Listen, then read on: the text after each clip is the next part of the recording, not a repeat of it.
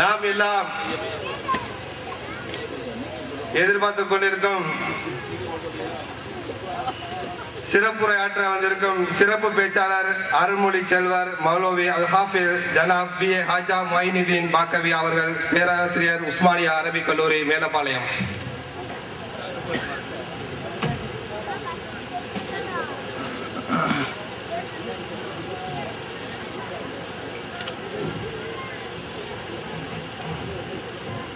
لا إله إلا الله لا إله إلا الله لا إله إلا الله محمد رسول الله أنت تطلع بيننا في الكواكب كالبدور بل وأشرف منه يا سيدي خير النبي. தெரிஞ்சவங்க சேர்ந்து சொல்லுங்க. لا إله إلا الله لا إله إلا الله لا إله إلا الله محمد رسول الله أنت أم أم أب ما رأينا فيهما مثل حسنك قط يا سيدي خير النبي.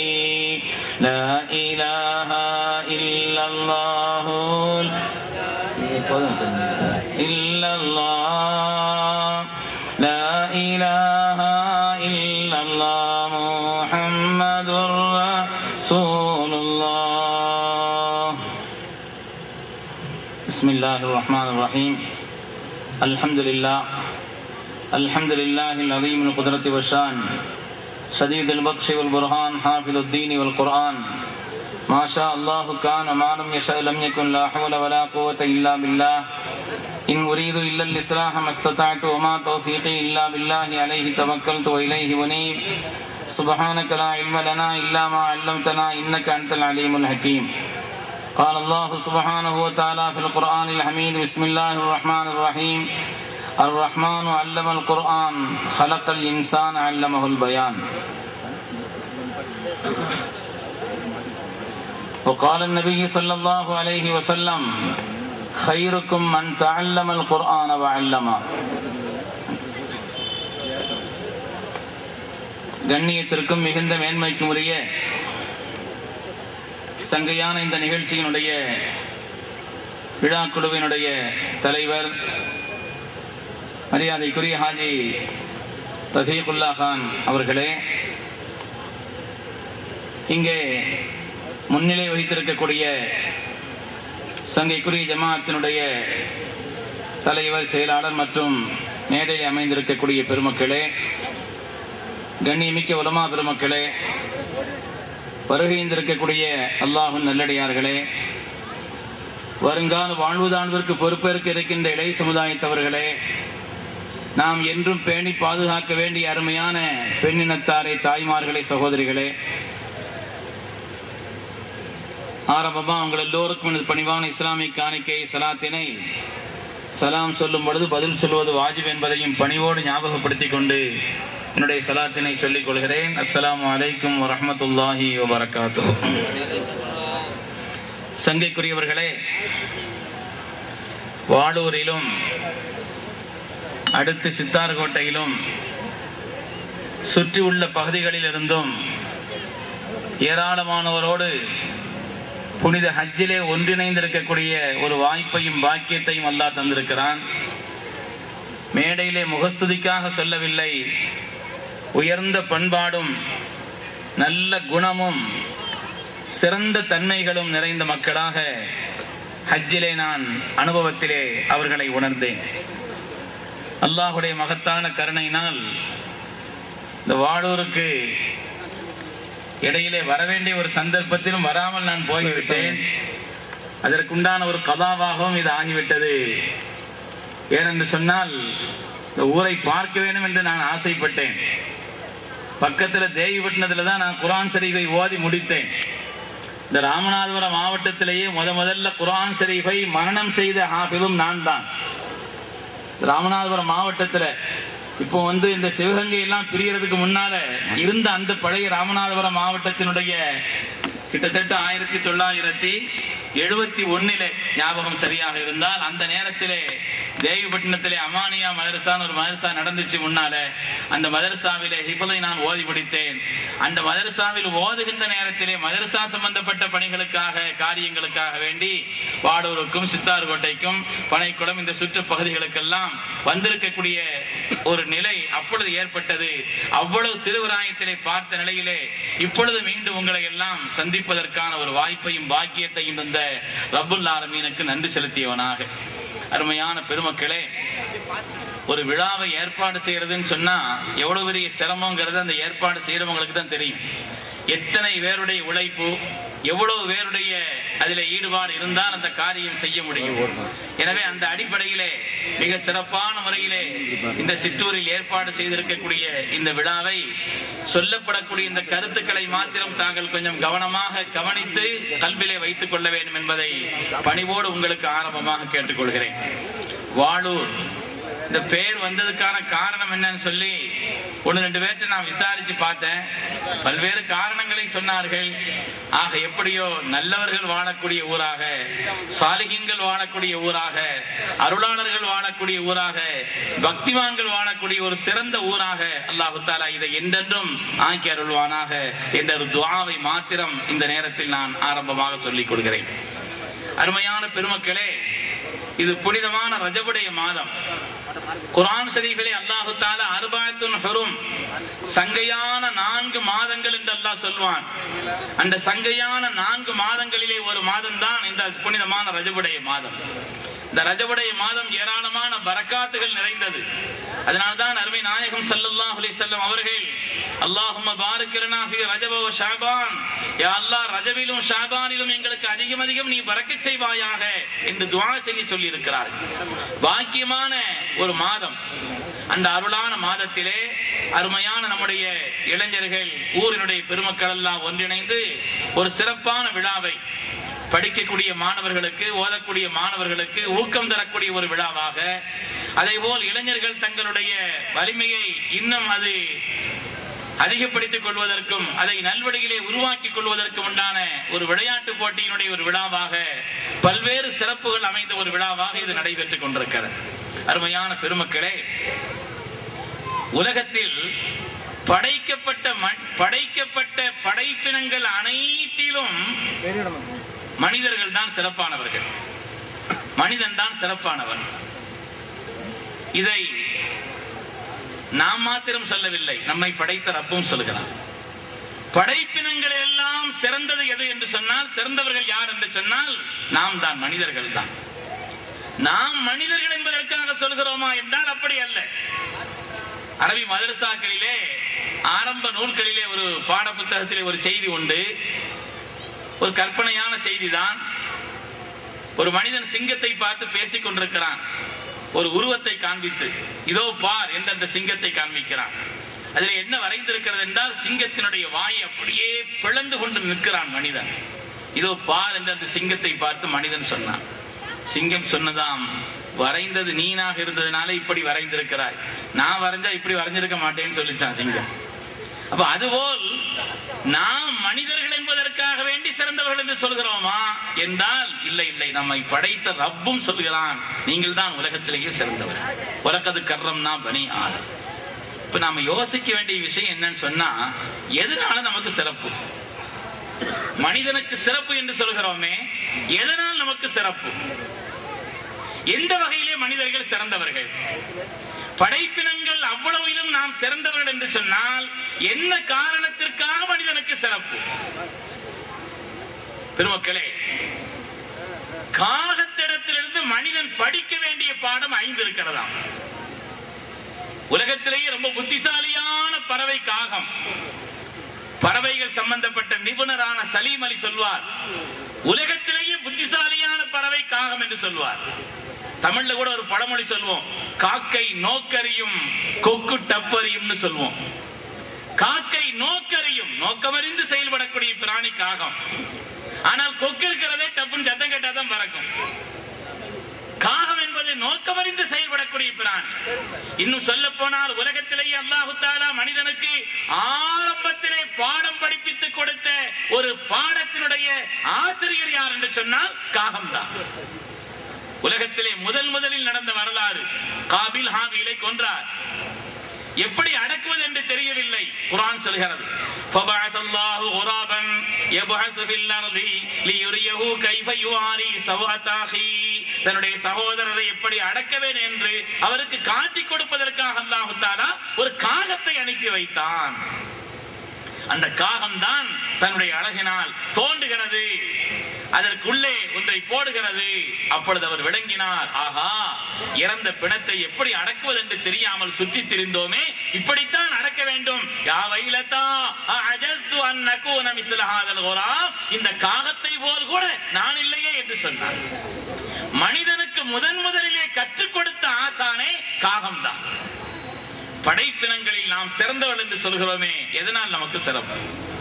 மனிதனுக்கு எதனால சிறப்பு? நாம மனிதர்கள்ங்கிறதுனால சிறந்தவள் என்று சொல்கிறோம். அல்லாஹும் நம்மை சிறந்தவள் என்று சொல்கிறான்.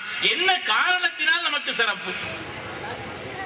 காகத்திடத்திலே மனிதன் படிக்க வேண்டிய பாடம் 5 என்று சொன்னேன். அதிகாலை எழுந்திருத்தல், தஹஜ்ஜுதுலாம் முழிச்சிரும் காகம். அதிகாலை எழுந்திருத்தல் காகத்திடத்திலே நாம் படிக்க வேண்டிய பாடம். ஆனால் மனிதன் அதிகாலை எழுந்திருக்க வேண்டிய மனிதன் உறங்கிக் கொண்டிருக்கிறான். ஆனால் மனிதனுக்கு பாடம் கற்றுத் தருகிறது காகம். ஒரு நாளாவது எந்த காக்கையாவது யாருமே எழுப்பிட வேண்டியதில்லை, ஒரு அலாரமும் வைக்க வேண்டியதில்லை. தஹஜ்ஜுதுக்கெல்லாம் முழிச்சிருவாங்க, அவங்க எழுப்பி நம்மளை எழுப்பி விட்டு இருப்பாங்க. அதிகாலை எழுந்திருத்தல், அது மாதிரி நிறைய பிராணிகள் இருக்குது, சேவல் இருக்குது, இது போல் பல ஹதீஸிலேயும் வருகிறது. காணாமலே புணர்தல், காகம் வீடு ஊடுவதை இந்த உலகத்தில் யாரும் கண்டிருக்க முடியாது. மனிதனுக்கு பாடம் கற்றுத் தருகிறது. நாகரிகமானவன், பண்புள்ளவன் என்றெல்லாம் சொல்லக்கூடிய இந்த மனிதன் பொது இடத்திலே 4 பேருக்கு முன்னால் கூட எப்படி நடந்து கொள்கிறான் என்பதை இன்று நாம் பார்க்கிறோம். தன்னுடைய மனைவியாக இருந்தால் கூட ஒரு வாகனத்திலே செல்லும் பொழுது 4 பேர் இருக்கும் பொழுது எப்படி நடந்து கொள்ள வேண்டுமோ அந்த பண்பாட்டோடு நடந்து கொள்வதில்லை. ஆனால் ஒரு காகம் இருக்கிறதே, காணாமலை புணர்தல், அது வீடு கூடுவதை உலகத்தில் யாரும் கண்டிருக்க முடியாது. மனிதனுக்கு பாடம் கற்றுத் தருகிறது. நான் ரொம்ப விரிவாக சொல்லல, சுருக்கமாக சொல்கிறேன். சால உற்றாரோடு உண்ணல், தன் இனத்தோடு சேர்ந்து உண்ணும். தன் இனத்தோடு சேர்ந்து உண்ணக்கூடிய மகத்தான ஒரு ஆற்றலை கொண்டது காகம். உறவாடல், உறவுகளை வளர்த்துக் கொள்வதிலே மனிதனுக்கு காகம் பாடம் படிப்பித்திருக்கிறது. ஸல்லல்லாஹு அலைஹி வஸல்லம் சொன்னார்கள், உலகத்திலேயே உறவுகளை யார் வளர்க்கிறார்களோ, அருமையான பெருமக்களே, சங்கிஞான இளைஞர்களே, கண்ணியமிக்க தாய்மார்களே, கல்விலே பதிய வையுங்கள். கண்மணி முஹம்மது ரசூலுல்லாஹி ஸல்லல்லாஹு அலைஹி வஸல்லம் சொன்னார்கள், யார் உறவுகளை பேணுகிறீர்களோ, உறவினர்களுடைய கண்ணியத்தை பரிபாலிக்கின்றீர்களோ, அவர்கள் விஷயத்திலே செய்ய வேண்டிய கடமைகளை நிறைவாக செய்கிறீர்களோ, அல்லாஹ் உங்களுக்கு 3 சன்மானத்தை கொடுப்பான். சொல்பவர்கள் ஸல்லல்லாஹு அலைஹி வஸல்லம் சத்திய வாக்கு சொந்தக்காரர்கள். ஒரு நாள் வாக்கு பொய்த்ததில்லை, மாறியதில்லை. உலகத்தில் அதிலே மாறுபட்ட கருத்து யாருக்கும் இல்லை. மாறுபட்ட கருத்து கொண்டவர்களும் கூட ஸல்லல்லாஹு அலைஹி வஸல்லம் சொல் சத்தியமானதை உலகமெல்லாம் ஒப்புக்கொண்டதை சொல்வார். உலகமெல்லாம் ஒப்புக்கொள்கிறது. ஸல்லல்லாஹு அலைஹி வஸல்லம் சொன்னாங்க, யார் உறவுகளை பேணுகிறீர்களோ அல்லாஹ் தஆலா 3 பாக்கியங்களை கொடுப்பான். முதலாவது, அவர்களுக்கு அல்லாஹ் நீண்ட ஆயுளை தருகிறான். உறவினர்களுக்கு செய்ய வேண்டிய கடமைகளை செய்து வாழ்ந்தால், அவர்கள் முறித்தாலும் நீங்கள் இணைந்து வாழ்ந்தால், நீங்கள் அனுசரித்து வாழ்ந்தால் அல்லாஹ் 3 பாக்கியத்தை தருகிறான். முதலாவது, நீண்ட ஆயுளை தருகிறான். இரண்டாவது, விசாலமான ரிஸ்கை அல்லாஹ் தருகிறான். ஸல்லல்லாஹு அலைஹி வஸல்லம் சொல்கிறார். மூன்றாவது, கெட்ட மரணத்தை விட்டும் அல்லாஹ் பாதுகாக்கிறான். உறவினர்களை யார் பேணுகிறார்களோ, மனிதனுக்கு பாடம் படிப்பித்து தருகிறது உறவினர்களை பேணுவதிலே காகம். மனிதன் காகத்திடத்திலிருந்து 5 பாடங்களை படிக்க வேண்டும். அதிகாலை எழுந்திருத்தல், காணாமலை புணருதல், சால உற்றாரோடு உண்ணல், உறவாடல், உறவுகளை வளர்த்துக் கொள்ளுதல், மாலை குளித்து மனை புகுதல். எங்க போனாலும் எங்க வந்தாலும் சாயங்கால நேரத்தில் ஒரு குளியலை போட்டுட்டு தன்னுடைய இருப்பிடத்திற்கு போய்விடும். இரவிலே சீக்கிரம் படுக்கணும். இரவுக்குள்ள இஷாவுக்கு பிறகு மார்க்க ரீதியான விஷயங்களை பேசுவதை தவிர உன்சத்திற்காக, பிரியத்திற்காக கூட பேசிக் கொண்டிருப்பதை மார்க்க மக்ரூஹ் என்று சொல்லும். இரவுல சீக்கிரம் படுக்க அல்லாஹ் குர்ஆனிலே கண்டிக்கிறான். சாமிரன் தஹஜுரூன், அருவருக்கத்தக்க ராக்கதையில் பேசி திரிகிறார்கள் என்று அல்லாஹ் தஆலா கண்டிக்கிறான். மனிதனுக்கு பாடம் சொல்கிறது காகம். பெருமக்களே, படைப்பினங்களிலேயே சிறந்தவர்கள் என்று நாம் சொல்கிறோமே, எதனால் நமக்கு சிறப்பு? எதனால் நமக்கு சிறப்பு? காகத்திடத்திலிருந்து நாம் 5 பாடங்களை படிக்க வேண்டியது இருக்கிறது. கூரிய பார்வையிலே ஒரு கழுகை நாம் மிஞ்ச முடியுமா? மனிதன் சிறப்பானவன் என்று சொல்கிறானே, கூரிய பார்வையிலே ஒரு கழுகை மிஞ்ச முடியுமா? 10 கிலோமீட்டருக்கு அப்பால் இருந்தாலும் கூட ஒரு மனிதனுடைய கையின் உள்ளே உள்ள அந்த பொருளை அதை ஆழ்ந்து கவனித்து லாவகமாக பறித்து செல்லக்கூடிய தன்மை கழுகிற்கு இருக்கிறது. கூரிய பார்வை, கூரிய பார்வை கழுகை விஞ்ச முடியுமா? மோப்ப சக்திக்கு ஒரு நாயை விஞ்ச முடியுமா? எதையாவது கண்டுபிடிப்பதற்கு நாயை ஓடவிட்டு அதற்கு பின்னால் தானே மனிதன் ஓடுகிறான். அதற்கு பின்னால் மனிதன் ஓடுகிறானே. மனிதன் சிறப்பானவன் என்று சொன்னால் எதிலே சிறப்பானவன், எதிலே உயர்வானவன்? மோப்ப சக்திக்கு ஒரு நாயை விஞ்சிவிட முடியுமா? விஞ்சிவிட முடியுமா? கொஞ்சம் சீனியை வைங்க ஒரு இடத்துல, சீனியை வையுங்கள், இனிப்பை வையுங்கள். நீங்க எந்த எறும்புக்கும் போய் இன்விடேஷன் கொடுக்க வேண்டியதில்லை, கூட்டம் மொத்தமாக வந்து விடுகிறதே. மோப்ப சக்திக்கு உலகத்தில் விஞ்ச முடியுமா மனிதன்? எதனாலே மனிதனுக்கு சிறப்பு? இந்தியாவிலே நடந்த ஒரு வரலாறு, ஊரை சொல்லல, தனிப்பட்டு தேவைப்பட்ட கேட்டுக்கங்க. ஆனால் நடந்த வரலாறு தான். இந்தியாவிலே நடந்த ஒரு சர்ச்சைக்குரிய ஒரு ஊரிலே, ஒரு நகரத்தில் நடந்த வரலாறு. அந்த ஊரில் உள்ள மக்கள் குரங்கை கும்பிட்டு இருந்தாங்க, வணங்கினாங்க. குரங்கை வணங்கினார்கள், குரங்கை வணங்கினார்கள். அது ஒவ்வொரு ஆட்களும் ஒவ்வொரு வணங்குறாங்க, அது அவங்களுடைய அணுகுமுறை, விருப்பம். குரங்கை வணங்கினார்கள். குரங்க வணங்கினாலும் குரங்கு சேட்டை குறையுமா? பிராணிகள்ல ஆனானப்பட்ட சிங்கம் எல்லாம் ஜூல பார்த்தா அடங்கி ஒடுங்கி பேசாம இருக்கும். இதெல்லாம் எனக்கு காட்டுக்கு ராஜாங்கிறாங்களே அப்படிங்கிறாங்களே, அது ஒன்னும் அப்படி தெரியாது, பேசாம படுத்து கிடக்கு. எந்த இடத்துலையும் பேசாம இருக்குமா குரங்கு? சேட்டை பண்றதுல அவ்வளவு முன்னணியானது. இந்த குரங்கை இவங்க வணங்கினாங்க. அந்த ஊர்ல உள்ள மக்கள் வணங்கினாலும் கூட அதுக்கு தெரியாது நம்மள தெய்வமா கொண்டாடுறாங்க. ஆனா அது சேட்டை ஒண்ணும் குறையது, அநியாய சேட்டை. ஒவ்வொரு வீட்லயும் போய் அது பண்ண சேட்டை தாங்க முடியல. அந்த ஊர் மக்கள் யோசிச்சாங்கன்னா, நடந்த வரலாறு, அந்த ஊர் மக்கள் யோசிக்கிறார்கள், சரி இவ்வளவு அநியாயமா சேட்டை பண்ணது, அதனால இந்த குரங்கினுடைய சேட்டை ஒழிப்பதற்கு குரங்குகளை ஒழிக்க வேண்டும், என்ன செய்யணும்னு யோசிச்சாங்களாம். அடிச்சு கொள்றது அவங்களுக்கே பாவமா இருந்துச்சு.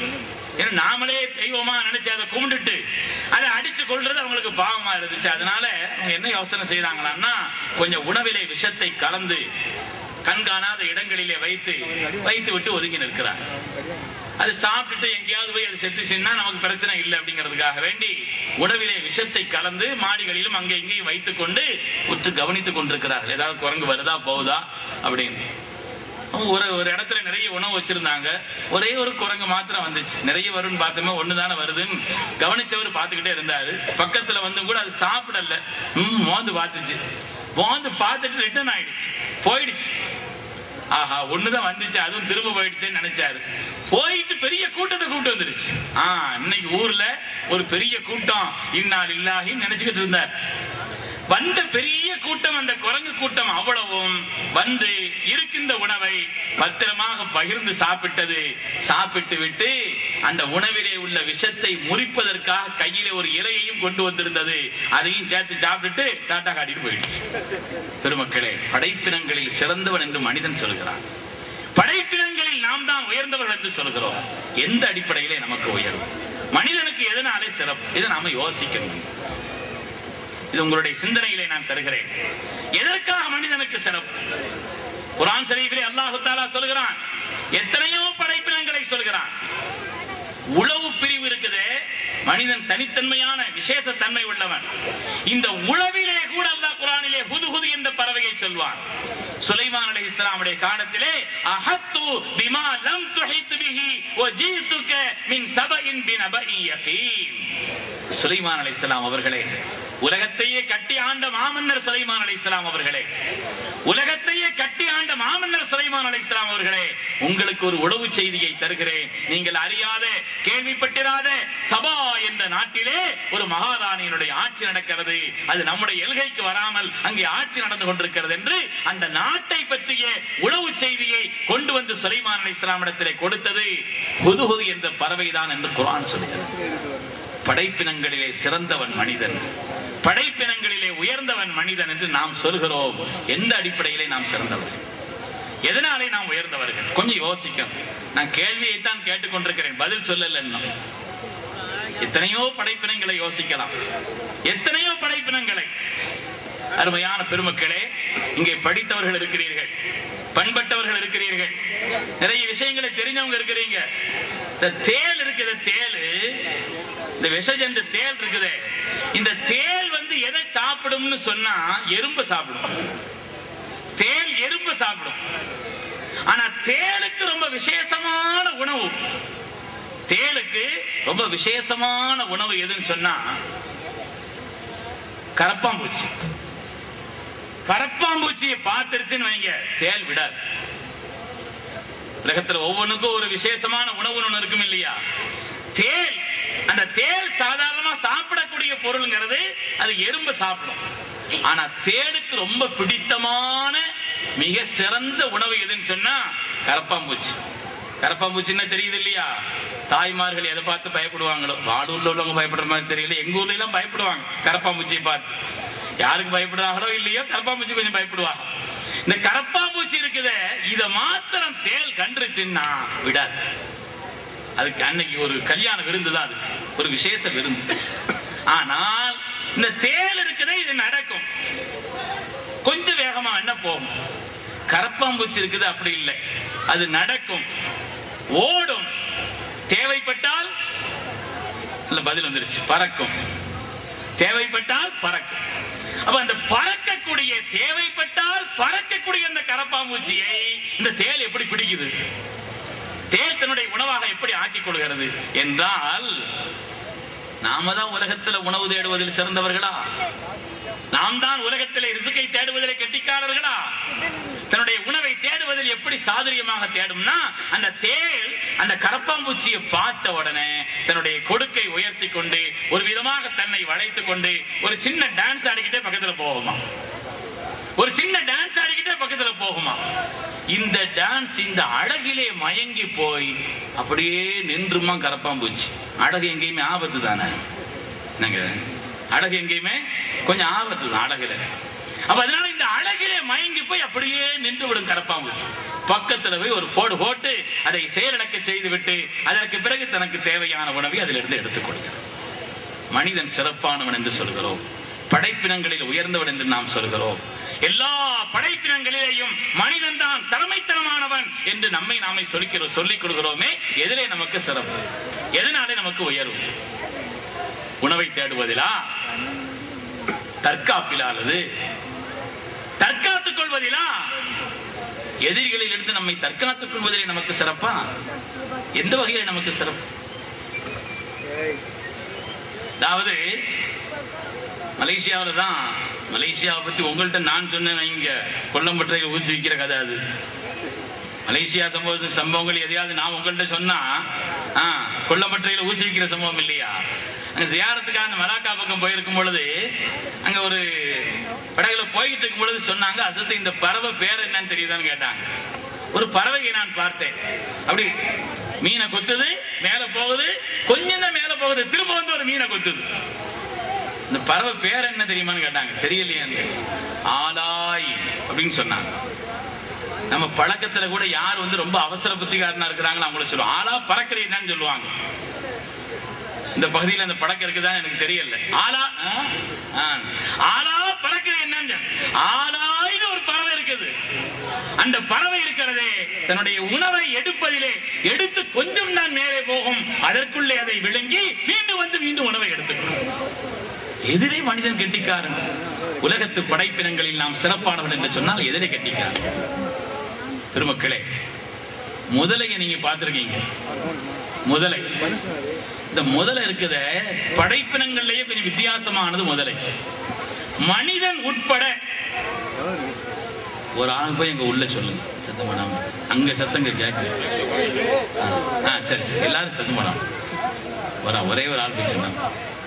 பெருமக்களே, முதலை இருக்கிற முதலை அல்ஹம்துலில்லாஹ் ரொம்ப சந்தோஷமா இருக்கு. நீங்க கவனமா கேட்டுட்டு இருக்கிறதுனால ஓடிட்டு இருக்கு. நீங்க எவ்வளவு நேரம் கவனிக்கல அது நேரம் ஓடும். முதலை இருக்கிறது கொஞ்சம் வித்தியாசமான பிராணி. மனிதன் உட்பட உலகத்தில் வாழக்கூடிய எல்லா பிராணிகளும் சாப்பிடும் பொழுதும் தன் தேவையின் பொழுதும் கீழ்த்தாடையத்தான் அசைப்போம்.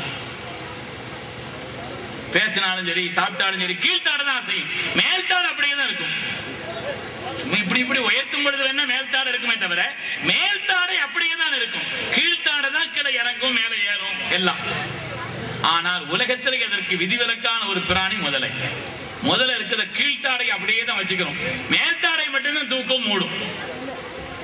அது உபயோகத்துக்கு மேல்தாடையை மாத்திரம் தான், அந்த திம்சா மாத்திரம் தான் மேல்தாடையை உயர்த்தும் மூடும். மனிதன் உட்பட உலகத்தில் அவ்வளவு பிராணிகளும் கீழ்த்தாடையை தான் செயல்படுத்துவார். இந்த முதல்ல இருக்குதே, இது ஒரு அசைவ பிராணி. இது ஒரு அசைவ பிராணி. அசைவமான பொருள்களை எல்லாம் சாப்பிடும். நீர்நிலைகளில் இருக்கக்கூடிய அந்த அசைவமான பிராணிகளை சாப்பிட்டுட்டு, இந்த அசைவமான பொருள்களை சாப்பிட்டோன்னு வைங்க, பல்லினுடைய இடுக்குகள்ல போய் ஏதாவது உட்கார்ந்துக்கிறோம் இல்லையா? நம்ம அந்த கறி மீன் எதையாவது சாப்பிட்டோம்னா உள்ள போய் உட்கார்ந்துக்கிறோம். அதுக்கு ஒரு குச்சி குச்சி எடுத்து குத்திடுறோம். அது பொது சபையில கூட நம்மால முடிஞ்ச வரையில கையை விட்டு வெளியில எடுத்துறது. இல்லைன்னு சொன்னா அது வேதனை கொண்டு இருக்கும். இந்த அது போல இந்த அசைவ பொருள்களை சாப்பிடக்கூடிய இந்த முதலை இருக்குது, அதனுடைய ஈர்களிலேயும் பல்லினுடைய ஈர்களுக்கு உள்ளேயும் போய் ஏதாவது கழிவுகள் உட்கார்ந்துக்கிறோம். உட்கார்ந்து அதுக்கு வலிக்கும். வலிக்குதுன்னா அது என்ன செய்யறது? நீர்நிலைகளுடைய ஓரத்திலே போய் நின்று கொண்டு வாயை பிளந்து கொண்டு நிற்குமா. யார் உள்ள போய் எடுக்கிறது? உள்ள போய் யார் எடுக்கிறது? மூர்க்கனும் முதலையும் கொண்டது விடான்னு சொல்லுவாங்க. மூர்க்கனும் முதலையும், ரவுடியும் சரி முதலையும் சரி, உன்னை பிடிச்சா விடாது. ரெண்டும், மூர்க்கனும் முதலையும் கொண்டது விடா. இப்ப யார் உள்ள போய் எடுக்கிறது? ஒரே ஒரு குருவி மாத்திரம் போகும். ஒரே ஒரு குருவி மாத்திரம் போகும். படித்தவர்கள் தாங்கள் தெரிந்திருப்பீர்கள், ஒரு குருவி மாத்திரம் தைரியமா உள்ள போகும். அந்த குருவிக்கு பேரு கோஹிமா அப்படின்னு ஒரு குருவி. அந்த குருவி மாத்திரம் முதலை அதிகமா வாழக்கூடிய பகுதிகளிலே அந்த குருவியும் இருக்கும். அந்த குருவி மாத்திரம் உள்ள போய் அந்த முதலையினுடைய பல்லின் இடையிலே ஈர்களிலே உள்ள அந்த கழிவுகளை எல்லாம் கொத்தி கொத்தி கொத்தி கொத்தி எடுத்துக்கொண்டே இருக்கு. இந்த குருவி ஏன் தைரியமா உள்ள போகுதுன்னா, இந்த குருவியினுடைய தலைப்பகுதியிலே இரும்பு போல் வளர்ந்த ஒரு சதை துண்டு இருக்கும். இது உள்ள போகும். பற்களுக்கு இடையிலே உள்ள அந்த கழிவுகளை எல்லாம் எடுத்துக்கொண்டே இருக்கும். கழிவுகளை எடுத்த பிறகு தன்னுடைய கூறிய அழகால் குத்தினால் அந்த ஈறுகள்ல பட்டு வலி வந்துடும் இல்லையா? நம்மளே ஒரு குத்தி வச்சு குத்துறோம், கழிவு எடுத்துட்டோம்னு வைங்க, இந்த ஈறுகள்ல பட்டுச்சுன்னா வலிக்குது.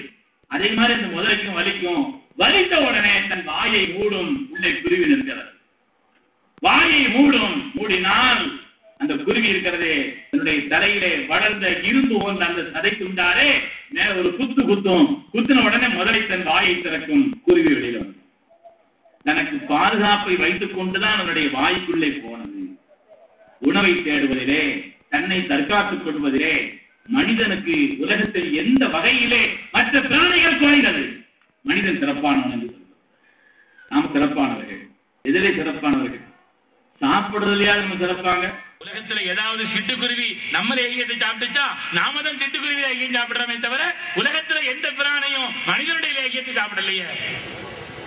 மனிதன் தான் நினைச்சான் மற்ற பொருள்களின்பால் தேவை உள்ளவனாக இருக்கிறான். மனிதன் கெட்டிக்காரனா? எந்த வகையிலே கெட்டிக்கார்? சாப்பிடுவதிலாவது நாம் கெட்டிக்காரர்களா? கடலிலே சில திமிங்கலங்கள் வாழ்கிறது.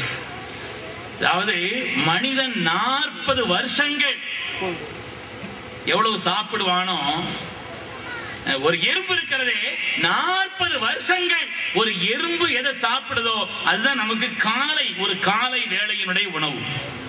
காலையில கொஞ்சம் நாஸ்டா சாப்பிடுறோம் இல்லையா, சின்ன பசி ஆறுவதற்காக சாதாரணமா லைட்டா ஏதாவது சாப்பிடுறோம்னு சொன்னா அந்த பசியார் அந்த சாதாரண உணவு இருக்கிறதே, ஒரு எறும்பு 40 வருஷம் எவ்வளவு சாப்பிடுமோ அதுதான் நமக்கு ஒரு காலை நேரத்தினுடைய உணவு.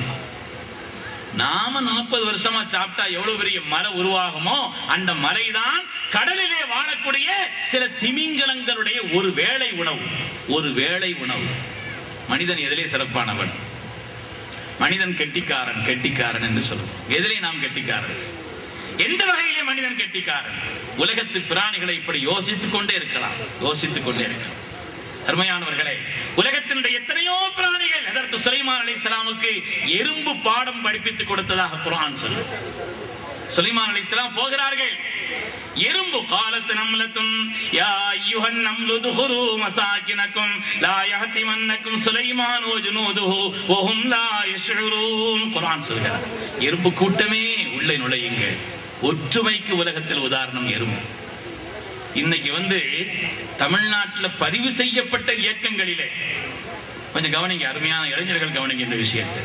தமிழ்நாட்டிலே பதிவு செய்யப்பட்ட இயக்கங்கள், முஸ்லிம் இயக்கங்கள், அது மாத்திரம் கிட்டத்தட்ட 400 இயக்கங்கள் இருக்குதான். 400 இயக்கங்கள் இருக்குதான் பதிவு செய்யப்பட்ட இயக்கங்கள் மாத்திரம். ஒவ்வொரு இயக்கமும் துவக்கும்போது என்ன செய்வாங்கன்னா, ஒற்றுமைக்காக நாங்க இந்த இயக்கத்தை துவக்கிறோம். யாராவது பிரிவினைக்காக இயக்கத்தை துவக்கிறானா? ஒருத்தனும் பிரிவினைக்கு துவக்கிறது இல்லை, ஒற்றுமைக்காக. அப்படின்னு 400 இயக்கங்கள் வந்துட்டு இருக்கு. எல்லாரும் குர்ஆன் ஷரீஃபிலே அல்லாஹ் தஆலா எறும்பை சொல்கிறார். ஒரு எறும்பு சொன்னால் அவ்வளவும் கேட்கும். யா அய்யுஹன் நம்லு துஹுரு மசாகினக்கும், எறும்புகளே உங்களுடைய பொந்துகளிலே நுழையுங்கள். சுலைமான் அலைஹிஸ்ஸலாம் வருகிறார்கள், அவருடைய பட்டாளம் வருகிறது. லா யஹ்திமன்னக்கும் சுலைமான் வ ஜுனூதுஹு வ ஹும் லா யஷ்உரூன். விவரம் இல்லாம நம்மள விரிச்சிட கூடாது. சுலைமான் அலைஹிஸ்ஸலாம் உங்களுடைய பட்டாளமும் பொந்துக்குள்ள போங்க. அந்த எறும்பு தலைமைத்தனமானது சொன்னது, அவ்வளவு எறும்புகளும் பொந்துக்குள்ளே போனது. ஒற்றுமைக்கு உலகத்தில் உதாரணம் சொல்லக்கூடிய, அணிவகுப்பிலே மனிதனுக்கு உதாரணம் கற்பித்துக் கொடுக்கக்கூடிய, நாம கூட அப்படித்தானங்க சொல்றோம். பறவையை கண்டான் விமானம் படைத்தான் அப்படிதான் சொல்றோம். எதிரொலி கேட்டான் வானொலி படைத்தான் அப்படித்தானே சொல்றாங்க. எதிரொலிகள். மனிதன் சிறப்பானவன். எதிரே சிறப்பான கேள்வி கேட்டுக்கிட்டே போலாம். உலகத்தினுடைய பிராணிகளை யோசித்தால் பல்லாயிரக்கணக்கான பிராணிகளை யோசித்துக் கொண்டே இருக்கலாம். மனிதன் சிறப்பானவன் என்றால் அவைகளிலிருந்து நாம் பாடம் படிக்க வேண்டியது இருக்கிறதே. எந்த வகையிலே நமக்கு சிறப்பு? பெருமக்களே, மனிதன் சிறப்பானவன், சந்தேகமே இல்லை. மனிதன் தான் சிறப்பானவன். நாம் மாத்திரம் சொல்லவில்லை, நம்மை படைத்த ரப்பும் சொல்கிறான், வலகது கர்ரம்னா பனி ஆதம். மனித இனத்தை நாம் சிறப்பாக்கிறோம் என்று சொன்னான். எதனால மனிதனுக்கு சிறப்புன்னு சொன்னா, 3 காரணங்களால் மனிதர்களுக்கு சிறப்பு. 3 காரணங்கள். ஒன்று, மனிதன் படிப்பிக்கிறான், இறைவனுடைய கலீஃபாவாக, பிரதிநிதியாக உலகத்தில் இருக்கிறான். மனிதன் படிக்கிறான். அதாவது உலகத்தில் எந்த பிராணியும் ஏற்கனவே தான் பெற்ற அறிவை வளர்த்து கொள்ள தெரியாது. 1400 ஆண்டுகளுக்கு முன்னாலே சவுர்ல ஒரு சிலந்தி கூடு கட்டுச்சுன்னா அது மாதிரிதான் இன்னைக்குள்ள சிலந்தையும், வாழ்வுள்ள உள்ள சிலந்தையும் அது மாதிரிதான் கூடு கட்டும். இல்ல கொஞ்சம் நாகரிகமான காலம், வித்தியாசமான காலம், அதனால கொஞ்சம் புதுசா கட்டுவோம்னு சொல்லி வீட்டை மாத்தி கட்ட தெரியாது சிலந்திக்கு. தன் அறிவை வளர்த்துக் கொள்வதற்கு உலகத்தில் எந்த பிராணிகளுக்கும் தெரியாது. பெற்ற அறிவை வளர்க்க தெரியாது, பெற்ற அறிவை போதிக்கவும் தெரியாது. உலகத்திலே மனிதன் தான் கற்றுக்கொண்டே இருக்கிறான். மனிதனுக்கு தான் அந்த சிறப்பு. இன்னும் சொல்ல போனால் அதனால்தான் மனிதன் சிறப்பானவன். குர்ஆன் ஷரீஃபிலே அல்லாஹ் தஆலா அர் ரஹ்மான் அல்லமல் குர்ஆன் خلقல் இன்சான அல்லமஹுல் பயான் அல்லாஹ் சொல்கிறான். அர் ரஹ்மான் அவன் மகா கருணை உள்ளவன். அல்லமல் குர்ஆன் உங்களுக்கு வேதத்தை அவன் கற்றுத் தந்தான். خلقல் இன்சான் மனிதனை படைத்தான். எங்க மனிதனை படைச்சது தானே முதல்ல, அப்புறம் தானே வேதம். படைத்த அருளை விட படிப்பித்த அருளை மேன்மையானதாக அல்லாஹ் குர்ஆனிலே சொன்னார். அற்பஜலம் அக்கினியால் அழியாமல் காவல் செய்து கற்பமதில் வைத்திருவாய் கலந்ததன் பின் தாரணியில் ஆக்கி என்னை தான் வளர்த்து காத்த ஒரு காரணனே அல்லாஹ்வே நீ எனக்கு காப்பு என்று சொல்வார்களே தக்கலை தவஜானி தீர்வதப்பா அவர்கள். மனிதனை வளர்த்து ஆளாக்குவது என்பது சாதாரணமானதல்ல. அந்த அருளை விட படிப்பித்த அருளை அல்லாஹ் தஆலா முற்படுத்தி சொல்கிறார். என்ன கல்வியினால் மனிதனுக்கு சிறப்பு. கல்வி இருக்குதுங்க, அதனுடைய உயர்வு தனிமையானது. கல்விக்கு ஈடாக உலகத்திலே எந்த செல்வமும் இல்லை. கல்வியை பெறுவது, அதை பெற்றுக்கொண்டே இருப்பது, அதை கற்பித்துக் கொடுப்பது மனிதனுக்குள்ள விசேஷ அம்சங்களிலே. சையதுனா அலி இப்னு அபீ தாலிப் ரலியல்லாஹு தஆலா அவர்கள் கல்வியை இந்த உலகத்தில் ஸல்லல்லாஹு அலைஹி வஸல்லம் சொன்னாங்க இல்லையா, நான் கல்வியின் பட்டணமாக இருந்தால் அதனுடைய தலைவாயிலாக ஹஜ்ரத் அலி ரலியல்லாஹு தஆலா இருக்கிறார். நான் கல்வியின் பட்டணம், அதனுடைய தலைவாயிலாக ஹஜ்ரத் அலி இப்னு அபீ தாலிப் ரலியல்லாஹு இருக்கிறார். எந்த கேள்வி கேட்டாலும் சரிங்க, அலில தான் உடனே பதில் சொல்லிடுவாங்க. இந்த வருஷம் கூட நம்மளோட தான் ஹஜ்ஜில வந்திருந்தாங்க நினைக்கிறேன். ஹஜ்ஜில இந்த வருஷமும் கடந்த வருஷமும் ஒரு கணக்கு வாத்தியார் நம்ம கூட வந்திருந்தா. நான் அவர்கிட்ட கூட ஹஜ்ஜில கேட்டேன், சார் எந்த நம்பரை கொண்டு வகுத்தாலும், உங்களோட பிள்ளைங்க கொஞ்சம் கவனமா கவனிக்கும், எந்த நம்பரை கொண்டு வகுத்தாலும் வகுபட வேண்டும். 1 2 3 4 5 6 7 8 9 எந்த நம்பரை கொண்டு வகுத்தாலும் வகுபடணும், மிச்சம் வரக்கூடாது. அப்படி ஏதாவது ஒரு நம்பர் இருக்குதா சார்னு கேட்டேன். ஒரு பெரிய கணக்கு வாத்தியார். இன்னும் சொல்ல போனால், நான் சில வாரங்களுக்கு முன்னாலே நெல்லையிலே உள்ள சதகத்துல்லா அப்பா காலேஜிலே கூட அங்க ஒரு பயான்ல நான் பேசினேன். அங்க உள்ள கணக்கு வாத்தியாரு, பிரின்சிபால் மற்றவங்க இருக்கிறாங்க. அவங்கள்ட்ட கூட அந்த வார்த்தையை நான் கேட்டேன். அதாவது எந்த நம்பரா இருந்தாலும் 1ஆம் நம்பரை போட்டு போத்தா வகுத்துரும், மிச்சம் வராம வகுபடும். இரட்டைப்படையாக இருந்தால் 2 போட்டு வகுத்தா எல்லா எண்களும் வகுபடும். விடங்கள் என்ன கேட்டுக்கிறோம், கொஞ்சம் கணக்கு விஷயம் இது. கவனிங்க, என் கவனம் அங்க திரும்ப 3 4 5 6 7 8 9 எந்த எண்களை போட்டு வகுத்தாலும் வகுபட வேண்டும், மீதி வரக்கூடாது. அப்படி ஏதாவது நம்பர் இருக்குதா சார்னு கேட்டேன். தெரிஞ்சவங்க இருப்பாங்க, நான் விளங்குறதுக்காக வேண்டியதை கொஞ்சம் விளக்கி சொல்றேன், வேற ஒண்ணும் இல்லை. வந்து சார் கணக்கு வாத்தியார் சொன்னா, அப்படி ஒரு நம்பர் இருக்கிற மாதிரி தெரியல சத்துட்டா, அப்படி ஒரு நம்பர் இருக்கிற மாதிரி தெரியல. எல்லா எண்களை கொண்டு வகுத்தாலும் வகுபட வேண்டும், மீதி வரக்கூடாது. நான் சொன்ன இந்த கேள்வி எதிர்த்து அலி இப்னு அபீ தாலிப் இடத்தில் கேட்கப்பட்டது. எந்த எண்களை கொண்டு வகுத்தாலும் வகுபட வேண்டும், மீதி வரக்கூடாது. அப்படி ஏதாவது ஒரு நம்பர் இருக்குதான்னு சொல்லி கேட்கப்பட்டுச்சு. அலிரல்லான்னு சொன்னாங்க, அப்படி ஒரு நம்பர் இருக்குது, ஒரு நம்பர் தான் இருக்குது. மற்ற எந்த எண்களை போட்டாலும் ஒன்னில் வகுபடும், இன்னொன்று வகுபடாது. வகுபடும், மிச்சம் வரும். அது என்னன்னு கேட்கும்போது அலிரல்லாஹு வெறும் நம்பரை சொல்லல, அதையும் கூட ஒரு நுட்பமா சொன்னாங்க. அந்த நம்பர் என்னன்னு கேட்டாங்க. அதற்கு அலிகல்லாஹு பதில் சொன்னாங்களாம், மாதங்களின் எண்ணிக்கையை, ஒரு மாசத்துக்கு 30 நாள், மாதங்களின் எண்ணிக்கையை வாரத்தின் எண்ணிக்கையால் பெருக்குங்கள். 30 7ஆல பெருக்கணும். எத்தனைங்க சொல்லுங்களேன்? 7 இல்ல 210 இல்ல 30 7ஆல பெருக்கணும். 210 மாதத்தின் நாட்களை வாரத்தின் நாட்களால் பெருக்குங்கள். 30 7ஆல பெருக்கணும் 210. அலில்லாஹு சொன்னாங்க, அதை பெருக்கி அந்த 210 வருடத்தின் மாதங்களால் 12ஆல பெருக்குங்க. அதற்கு முதல்ல கேட்டீங்களா, மரியாதையா சொன்னமா, இப்ப இன்னொரு நம்பர் கேட்கறீங்க. இதெல்லாம் கம்ப்யூட்டர்ல தான் அடிச்சுதான் பார்க்கணும். பார்த்தா அது சொல்லுங்க யாராவது வராது. 210 12ஆல பெருக்கணும். அப்படிதான் உடனே சொல்லிடுறாங்க. 2520 சரி, சரியான நம்பர். இந்த 2520 1 2 கொண்டு எந்த நம்பரும் வகுபடும், இரட்டைப்படையா இருந்தா. 3 4 5 6 7 8 9 எந்த எண்களை கொண்டு நீங்கள் வகுத்தாலும் வகுபட வேண்டும், மீதி வரக்கூடாது. நீங்க வீட்டுல போய் வகுத்து பாருங்க, இங்கேயே ஆரம்பிச்சிடாதியா, மத்த பையன் ஓடாது இல்லையா? அதனால மாதத்தின் நாட்களை வாரத்தின் நாட்களால் பெருக்கி 210 ஆகும். அதை வருடத்தின் மாதங்களால் 12ஆல் பெருக்கினால் எந்த நம்பர் வருமோ, என்னங்க 2520. 2520 இந்த 2520 1 2 3 4 5 6 7 8 9 எந்த எண்களை கொண்டு வகுத்தாலும் வகுபடும், மீதி வராது. மற்ற எந்த நம்பரா இருந்தாலும் ஒன்ன கொண்டு ஏதாவது ஒரு நம்பரை கொண்டு வகுத்தா வகுபடும், ஆனா மிச்சம் வரும். இந்த நம்பருக்கு மிச்சம் வரவே செய்யாது. இந்த விஷயத்தை நமக்கு சொன்னவங்க யாருன்னா அதற்கு அலி இப்னு அபீ தாலிப் ரலியல்லாஹு தஆலா.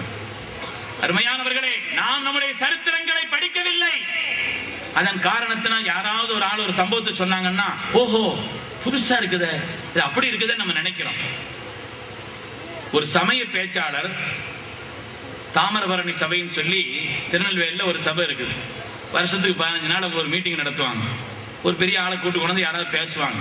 ஒரு தடவை நான் அது ஒரு சமய சொற்பொழிவாளர், சகோதர சமுதாயத்தினுடைய ஒரு சமய சொற்பொழிவாளர் பேசுறார். நான் நின்று கேட்டுட்டு இருந்தேன். என் கூட என்னுடைய நண்பர் ஒரு பையன் கூட படிச்சாரு, அவரும் கூட வந்திருந்தார். அவர் அந்த ஒரு கதை சொல்றாரு. அந்த கதை சொன்ன உடனே இவர் சொன்னாரு, ரொம்ப நல்ல கதையா இருக்குதா சொல்லிருந்தார். நான் என்ன அதற்கு அலி இப்னு அபீ தாலிப் அவருடைய வாழ்க்கையில் நடந்தது கிதாபிலே வருகிறது. நாம படிக்கல. நாம் அதை படிக்காத காரணத்தினால், வரலாறை தெரியாத காரணத்தினால் பெருமக்களே மற்ற நூல்களை நாம் படித்துக் கொண்டிருக்கிறோம். அலி ரலியல்லாஹு தஆலா சொன்ன அறிவின் சிகரமான விஷயங்கள் எத்தனை. நான் பல இடங்கள்ல இந்த விஷயத்தை சொல்லி இருக்கிறேன், ஞாபகத்திற்காக சொல்கிறேன். அடிக்கடி இது நான் பல இடங்கள்ல சொல்லக்கூடிய ஒரு வரலாறு தான். அதற்கு அலி ரலியல்லாஹு தஆலா உங்களுடைய வாழ்க்கையில் நடந்தது. அந்த சகோதர சமுதாயத்தினுடைய பெரியவர் சொல்லிக் கொண்டிருக்கிறார். அது அலி ரலியல்லாஹு தஆலா அவர்கள் ஆரம்ப காலகட்டத்திலே சொன்னது நம்முடைய கிதாபுகளிலே பதியப்பட்டிருக்கிறது, தெளிவாக பதிந்திருக்கிறது. என்ன விஷயம்னா, 2 பேர் உட்கார்ந்து சாப்பிட்டு இருந்தாங்க. அரபு நாட்டில் நடந்த சம்பவம். 2 பேர் உட்கார்ந்து சாப்பிடுறாங்க. அவங்க ரொட்டி தானே சாப்பிடுவாங்க. ஒரு நாட்டினுடைய பழக்கத்துக்கு ஏற்ற உணவு மாதிரி அவங்க ரொட்டி சாப்பிட்டு இருந்தாங்க. சாப்பிட்டு இருக்கும்போது 3வது ஆள் வந்தார். நானும் உங்களோட சேர்ந்து கட்டான்னு கேட்டார். தாராளமா சேர்ந்து சாப்பிடுங்க. அப்ப அவரு உட்கார்ந்து சாப்பிட்டார். சாப்பிட்டுட்டு அவர் பேசாம போயிருந்தா ஒரு விவகாரமும் இல்லை. அவர் போகும்போது என்ன செய்தாருன்னா, ஒரு 8 தங்க நாணயத்தை எடுத்து கையில கொடுத்து 2 பேரும் வச்சுக்கங்கன்ட்டு போயிட்டார். நிறைய இடங்கள்ல சமுதாயத்தினுடைய ஸ்தாபனங்கள்ல பணங்கணும் துட்டெல்லாம் இல்லாம இருந்தா நல்லபடியா நடந்துகிட்டு இருக்கும். பணம் வந்தா பிரச்சனை வந்துருது. பல இடங்கள்ல நம்ம பாக்குறோம். இப்ப அது மாதிரி இவங்க 2 பேரும் சாப்பிட்டுட்டு அவரு கூட சேர்ந்து சாப்பிட்டு பேசாம போயிருந்தா விவகாரம் இல்ல. ஒரு 8 தங்க நாணயத்தை எடுத்து கையில கொடுத்தாரு இல்லையா, 2 பேருக்கும் விவகாரம் ஆரம்பிச்சிருச்சு. இதுல இந்த 2 பேரும் எப்படி ஆளுன்னு கேட்டா, ஒரு ஆள் 5 ரொட்டி கொண்டு இருந்தார்.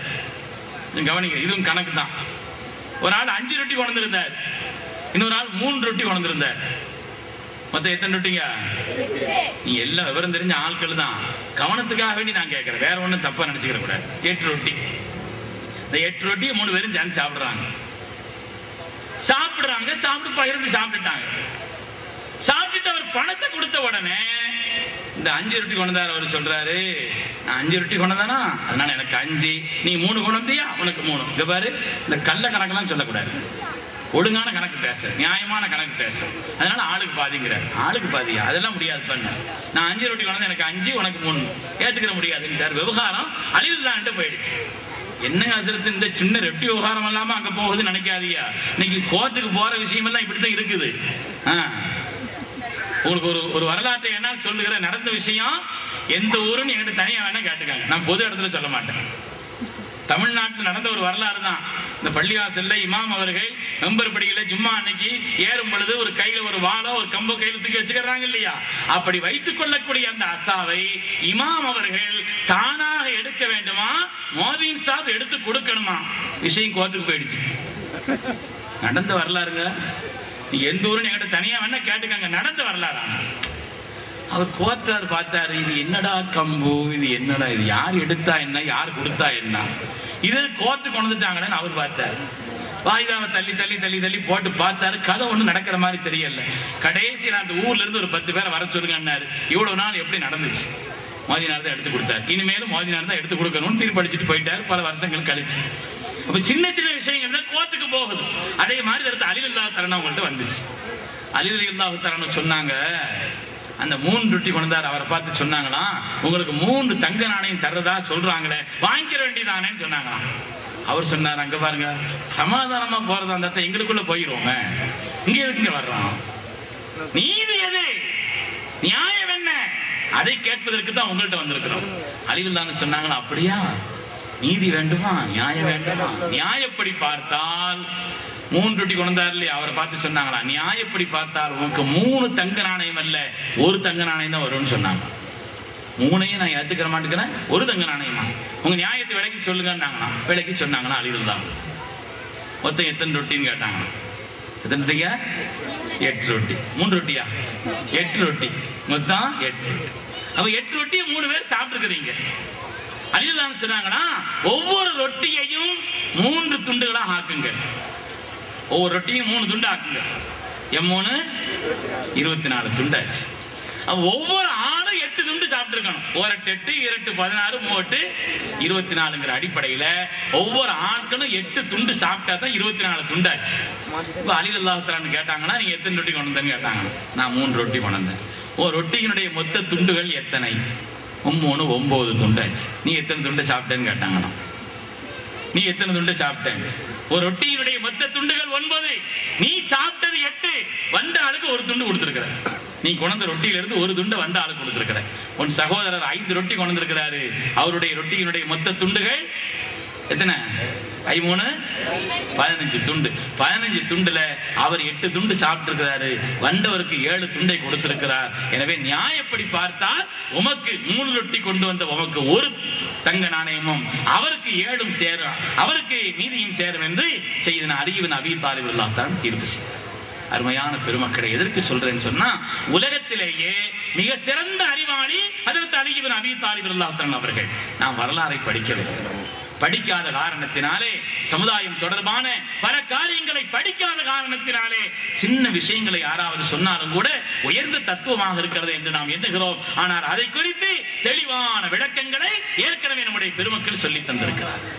ஆக நான் சொல்லி வந்தது, படைப்பினங்களிலேயே மனிதன் சிறப்பானவன் ஏன் என்று சொன்னால் 3 காரணங்களால்.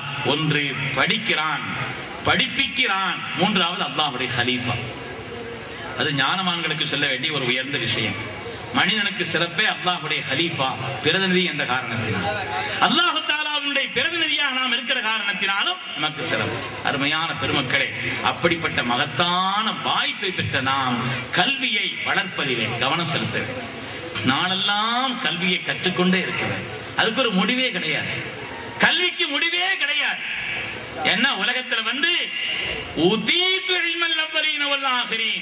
இதுவரை வந்தவர்கள், வர இருப்பவர்கள் அவ்வளவு பேருடைய ஒட்டுமொத்தமான ஞானமும் கல்வியும் சேர்த்து கொடுக்கப்பட்டவன் என்று சொன்ன கண்மணி முஹம்மது ரசூலுல்லாஹி ஸல்லல்லாஹு அலைஹி வஸல்லம் அவர்கள் துஆ செய்தார்கள், ரப்பி ஸித்னி இல்மா, யா அல்லாஹ் எனக்கு இன்னும் கல்வி ஞானத்தை அதிகப்படுத்துன்னு துஆ செய்தார்.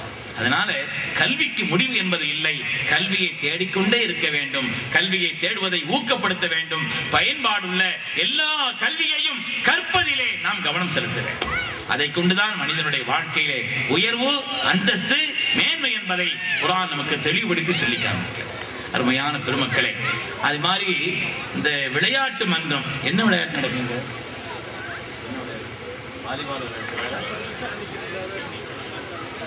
சொல்லுங்க, என்ன விளையாட்டு? வாலிபால் விளையாடுவீங்க, பேட்மிண்டன், கிரிக்கெட்டு, ஃபுட்பாலு. சரி, மனிதனுக்கு உடல் வலிமையை தரக்கூடிய, உடல் வலிமையை தரக்கூடிய, உடல் நலனை பெறக்கூடிய, சமூகத்தினுடைய நன்மைக்கு உறுதுணையாக இருக்கக்கூடிய எந்த விளையாட்டையும் மார்க்க அனுமதிக்கிறது. சும்மா பேசாம சமணம் போட்டு உட்கார்ந்துக்கிட்டு பார்த்துட்டே உட்கார்ந்து இருக்கிறாங்களே பல மணி நேரங்கள், இப்படி விளையாட்டையெல்லாம் இல்ல. சும்மா ஜமனம் போட்டு உட்கார்ந்துக்கிட்டு அவன் 2 பேரும் ஆடுவாங்க, சண்டை போடுவாங்க. இவ பாத்துக்கிட்டு 4-5 மணி நேரம் கிரிக்கெட்ல கண்ணை இமைக்காம பாத்துக்கிட்டே உட்கார்ந்துட்டு, அதுக்கு பேரு விளையாடுறது இல்ல. இவங்க களத்தில் இறங்கி விளையாடணும். விளையாட்டை பத்தி இன்னைக்கு தனி பாடமே வேணா நடத்தலாம். விளையாட்டை குர்ஆன் ஊக்குவிக்கிறது, விளையாட்டை குர்ஆன் பாராட்டுகிறது. விளையாட்டு சம்பந்தப்பட்ட விஷயங்கள்ல கவனம் செலுத்தணும். என்ன, விளையாட்டு என்பது உடல் வலிமைக்கு காரணமாக இருந்தால், சமூகத்தினுடைய நன்மைக்கு காரணமாக இருந்தால்.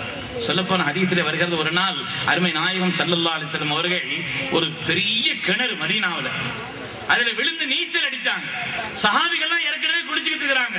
ஸல்லல்லாஹு அலைஹி வஸல்லம் சொன்னாங்களா, ஒவ்வொருவரும் உங்களுடைய தோழரை பிடித்துக் கொள்ளுங்கள், உங்களுடைய நண்பரை பிடித்துக் கொள்ளுங்கள். ஒவ்வொரு ஆட்களும் 5 நண்பரை பிடிச்சாங்க. நீச்சல்ங்கிறது எவ்வளவு அற்புதமான விளையாட்டு.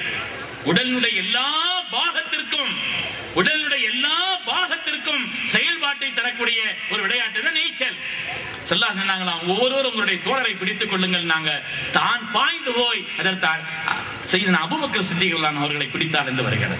குர்ஆன் ஷரீஃபிலே அல்லாஹ் தஆலா ஒரு அரசரை சொல்கிறான், ஒரு அரசரை, தாலூத் என்ற மன்னரை சொல்கிறான். அவர் மன்னராக இருப்பதற்கு தகுதி என்ன காரணம் சொன்னா, வஸாதஹு பஸ்தன் ஃபில் இல்மி வல் ஜிஸ்ம். மன்னராக இருப்பதற்கு அல்லாஹ் தஆலா ரெண்டு தகுதியை சொன்னா, ஒன்னு சிறந்த அறிவாளியவர், இரண்டாவது சிறந்த உடல் வலிமை மிக்கவர் என்று சொல்கிறார்.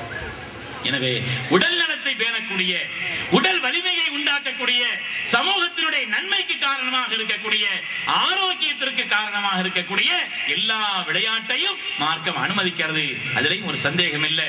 எனவே அருமையான இளைஞர்களே, உங்களிடத்துல பணிவாக கேட்கிறேன். கடைசியா நான் தாய்மார்களுக்கு சில செய்திகளை சொல்லி முடிப்பேன்.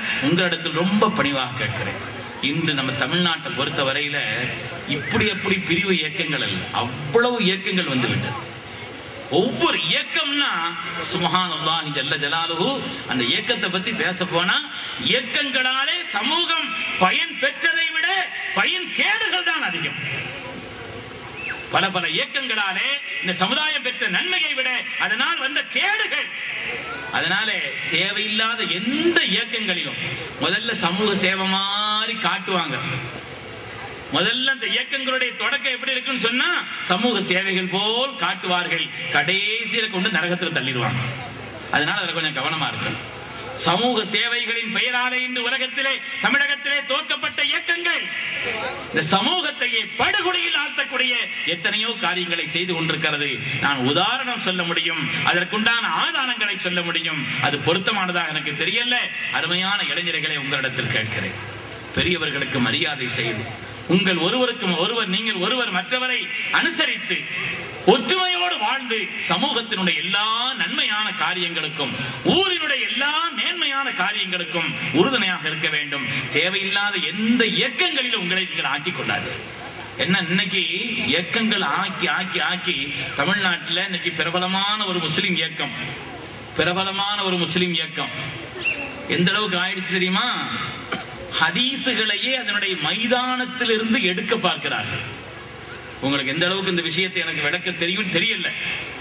ஹதீசுகளையே தாங்கள் ஒரு கொள்கையை வகுத்து வைத்துக் கொண்டு அந்த கொள்கைக்கு ஏற்ப ஹதீஸ் இல்லைன்னு சொன்னா அந்த ஹதீஸுக்கு பேர் தஈஃப். தஈஃப்னா என்ன, சஹீஹ்னா என்ன, தனியா ஒரு மணி நேரம் பேசணும். ஹதீஸ்ல தஈஃப்னா என்ன, தஈஃப் எப்படி உருவாகுது, ஹதீஸ்ல தஈஃப் இருக்குதா, ஏன் தஈஃப்னு பேர் சொல்றாங்க, அதை பத்தி தனி பாடம் நடக்கும். சும்மா இப்படி ஒரு பயான் செய்துட்டு போக முடியாது. அது ஹதீசுகளையே அதனுடைய மைதானத்திலிருந்து நீக்க முயற்சிக்கிறார்கள். இப்போ தஈஃப் எல்லாம் போயிடுச்சு. ரொம்ப ஆதாரபூர்வமான அங்கீகரிக்கப்பட்ட கிதாபுகளில் இருந்தாலும் கூட லாஜிக்கு ஒத்து வரலன்னா அந்த ஹதீஸ் தள்ளணுமா? இப்போ புது கண்டுபிடிப்பு. இவங்க வாதத்திற்கு, இவங்களுடைய அறிவிற்கு, இவங்க வைக்கக்கூடிய விளக்கம் சொல்றாங்க. அவருக்கு ஒரு பொருள் இருக்குது, பச்சையா இருக்குது, நபிகள் நாயகத்தை பார்த்து சோப்புன்னு சொல்றாங்க. சொல்லிருப்பாங்களா? சொல்லிருப்பாங்களா? சஹாபிகள் அடிச்சு விட்டுருக்காங்கன்னு அர்த்தம். எங்க போயிடுச்சு? சஹாபிகள் அடிச்சு விட்டாங்களா? சஹாபிகள் முழுவதையும் பொய்யாக்கி தான் வகுத்து கொண்ட கொள்கைக்கு ஏற்ப அந்த அங்கீகாரமான ஹதீசுகள் இல்லை என்ற காரணத்தினாலே ஹதீசுகளையே தள்ளக்கூடிய ஒரு அபாயகரமான நிலை. லாஜிக்கு ஒத்து வரலையா? அறிவுக்கு ஒத்து வரல. அறிவுக்கு ஒத்து வராத காரணத்தினால மார்க்கம் அறிவு ரீதியான மார்க்கம், சந்தேகமே இல்லை. பக்தி மார்க்கமும் கூட. ஸல்லல்லாஹு அலைஹி வஸல்லம் சொன்னாங்கன்னா இதையெல்லாம் கலத்தி வச்சிடணும். தொப்பியை மட்டும் இல்ல, தொப்பியை மட்டும் கலத்தி வைக்க சொல்லல அந்த கூட்டம், அறிவையும் கலத்தி வச்சிருச்சு. அதனுடைய விளைவாக பெருமக்களே லாஜிக்கு ஒத்து வரலன்னு சொன்னா அது ஹதீஸை தள்ளணுங்கிற பேரால இன்னைக்கு ஆரம்பிச்சிருக்கிறாங்க. நான் அதை விரிவாக உங்களுக்கு சொல்லல, ஒரே ஒரு ஹதீஸை வேண்டுமா நான் ஞாபகப்படுத்துகிறேன். நமது உயிரின மேலான கண்மணி ரசூலுல்லாஹி ஸல்லல்லாஹு அலைஹி வஸல்லம் ஒரு வீட்டுக்கு போறாங்க.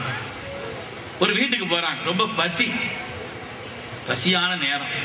அந்த வீட்டுக்கு போன உடனே ஸல்லல்லாஹு அலைஹி வஸல்லம் முன்னால பேரீத்தம்பழத்தை கொண்டு வந்து வைக்கிறாங்க.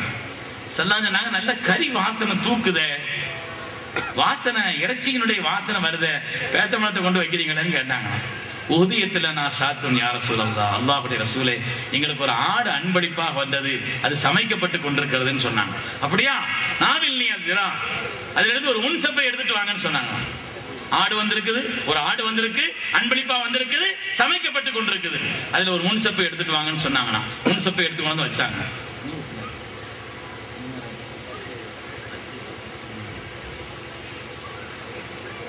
ஒரு முன்சப்பை எடுத்துட்டு வாங்கன்னு சொன்னாங்களாம். முன்சப்பை எடுத்து கொண்டு வச்சாங்களாம். சல்லல்லாஹு கொஞ்சம் சாப்பிட்டுட்டு இன்னொரு முன்சப்பை எடுத்துட்டு வாங்கன்னு சொன்னாங்களாம்.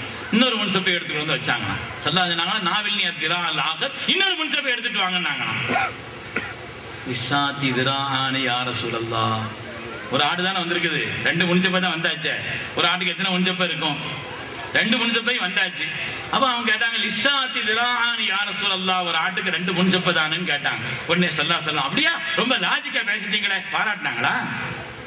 ரொம்ப லாஜிக்கா பேசுறீங்களே, சல்லல்லாஹு தெரியாத ஒரு ஆட்டுக்கு 2 முன்சப்பைன்னு. அல்லாஹ்வுடைய ரசூல் என்ன பதில் சொன்னாங்க தெரியுமா? லவ் சகத்த, நீங்கள் வாய் மூடி இருந்து நான் சொன்னதற்காக நீங்கள் போய் எடுத்தால் எடுக்கும் காலம் எல்லாம் முன்சப்பை வந்து கொண்டே இருக்கும். இதன் தீன். சல்லல்லாஹு சொன்னாங்கன்னா அதுக்கு அப்படியே கட்டுப்படணும். சல்லல்லாஹு சொன்னாங்கன்னா அந்த நேரத்தில் இந்த குறுகிய அறிவை கொண்டு அந்த இதை உரசி பார்க்க கூடாது. அறிவுதான் அளப்பதுதான் எல்லாத்தையும். தங்கத்தில் இருக்கக்கூடிய திராசுல தங்கத்தை தானங்க வைக்கணும். தங்கத்தில் இருக்கக்கூடிய திராசுலத்துக்கு விரை கட்டை தூக்கி வச்சா என்ன செய்யும்? எடையா காட்டாது இல்ல, தராசு தானே எடை காட்டாதா? எடை காட்டுற எடை தான் காட்டாதுக்கு அவ்வளவுதானம் தான். உமா ஊத்தி தும்மினல் இல்மி இல்லா கலீலா, ரொம்ப கம்மியா தான் கொடுக்கப்பட்டிருக்கீங்க நல்லா நம்மளை பார்த்து சொல்றான். அப்ப நம்ம அறிவுல அளக்க வேண்டியது அளக்கணும். அல்லாஹ் ரசூல் சொன்னாங்கன்னா அதுக்கு கட்டுப்படணும். அதனால் அருமையான இளைஞர்களே, உங்களிடத்தில் ரொம்ப பணிவோடு கேட்கிறேன். தமிழகத்திலே இன்று தேவையில்லாமல் வளர்ந்துபட்டிருக்கக்கூடிய உண்டாக்கப்பட்டுக் கொண்டிருக்கக்கூடிய எந்த இயக்கங்களிலும் உங்களை நீங்கள் ஆக்கிவிடாது. சமூகத்திலே ஒற்றுமையான நிலையிலே ஊரினுடைய நன்மைக்காக ஒன்றுபட்டு ஒருவருக்கொருவர் விட்டுக் கொடுத்து ஊரினுடைய நன்மைக்காக சமூகத்தின் நன்மைக்காக சகோதர சமுதாயத்தை அனுசரித்து வாழக்கூடிய உயர்ந்த பண்பை உங்களிடத்தில் நீங்கள் வளர்த்துக் கொள்ள வேண்டும் என்பதை மாத்திரம் இந்த நேரத்தில் உங்களிடத்தில் ரொம்ப பணிவோடு கேட்டுக்கொள்கிறேன். கடைசியா தாய்மார்களுக்கு சில செய்தி, என்ன அவங்களுக்கு சில செய்தியை சொல்லலன்னு நீங்க பயானே நிறைவாகாது. நம்மளாவது மற்ற இடங்கள்ல அங்க பயான் கேட்கறாங்க, அவங்க எப்பமாவது தான் கேட்கறாங்க. நீங்க வருஷத்துக்கு ஒரு இப்படி வச்சு ஒரு 49 ஆண்டு விழா நடத்தினா தான் கேட்கறதுக்கு வாய்ப்பு. அதனால தாய்மார்களே, அருமையானவர்களே, உங்களுக்கு சில செய்தி. என்ன தாய்மார்கள் இருக்கிறாங்களே, நான் பயான்ல அடிக்கடி சொல்றது ஒண்ணு, உலகத்திலேயே ரொம்ப சிறந்தவங்க யார், ஆண்களா பெண்களா? பட்டிமன்றம் வச்சா நான் அந்த அணிதான். பட்டிமன்றம் வச்சா நான் அந்த அணிதான். ஏன்னு சொன்னா சல்லல்லாஹு சொல்லியிருக்கிறான், உலகத்திலே படைக்கப்பட்ட பொருள்களில் எல்லாம் கைரு மத்தாஇ துன்யால் மர்அத்து ஸாலிஹா, படைக்கப்பட்ட பொருள்களில் எல்லாம் உங்களுக்கு மிக சிறந்த பயன்பாட்டிற்குரிய பொருள் சிறந்த சாலிஹத்தான பெண்கள் தான். சாலிஹத்தான பெண், ஒரு பெண் சாலிஹத்தான பெண்ணா இருந்துட்டாங்கன்னா அவங்களோட சிறந்தவங்க துன்யால யாருமே கிடையாது. உலகத்திலேயே ஆக சிறந்தவர்களும் பெண்கள் தான். கெட்டால் அவங்களை கூட கெட்டவங்களும் யாருமே, கெட்டால் அவர்களை விட கெட்டவர்களும் யாருமே.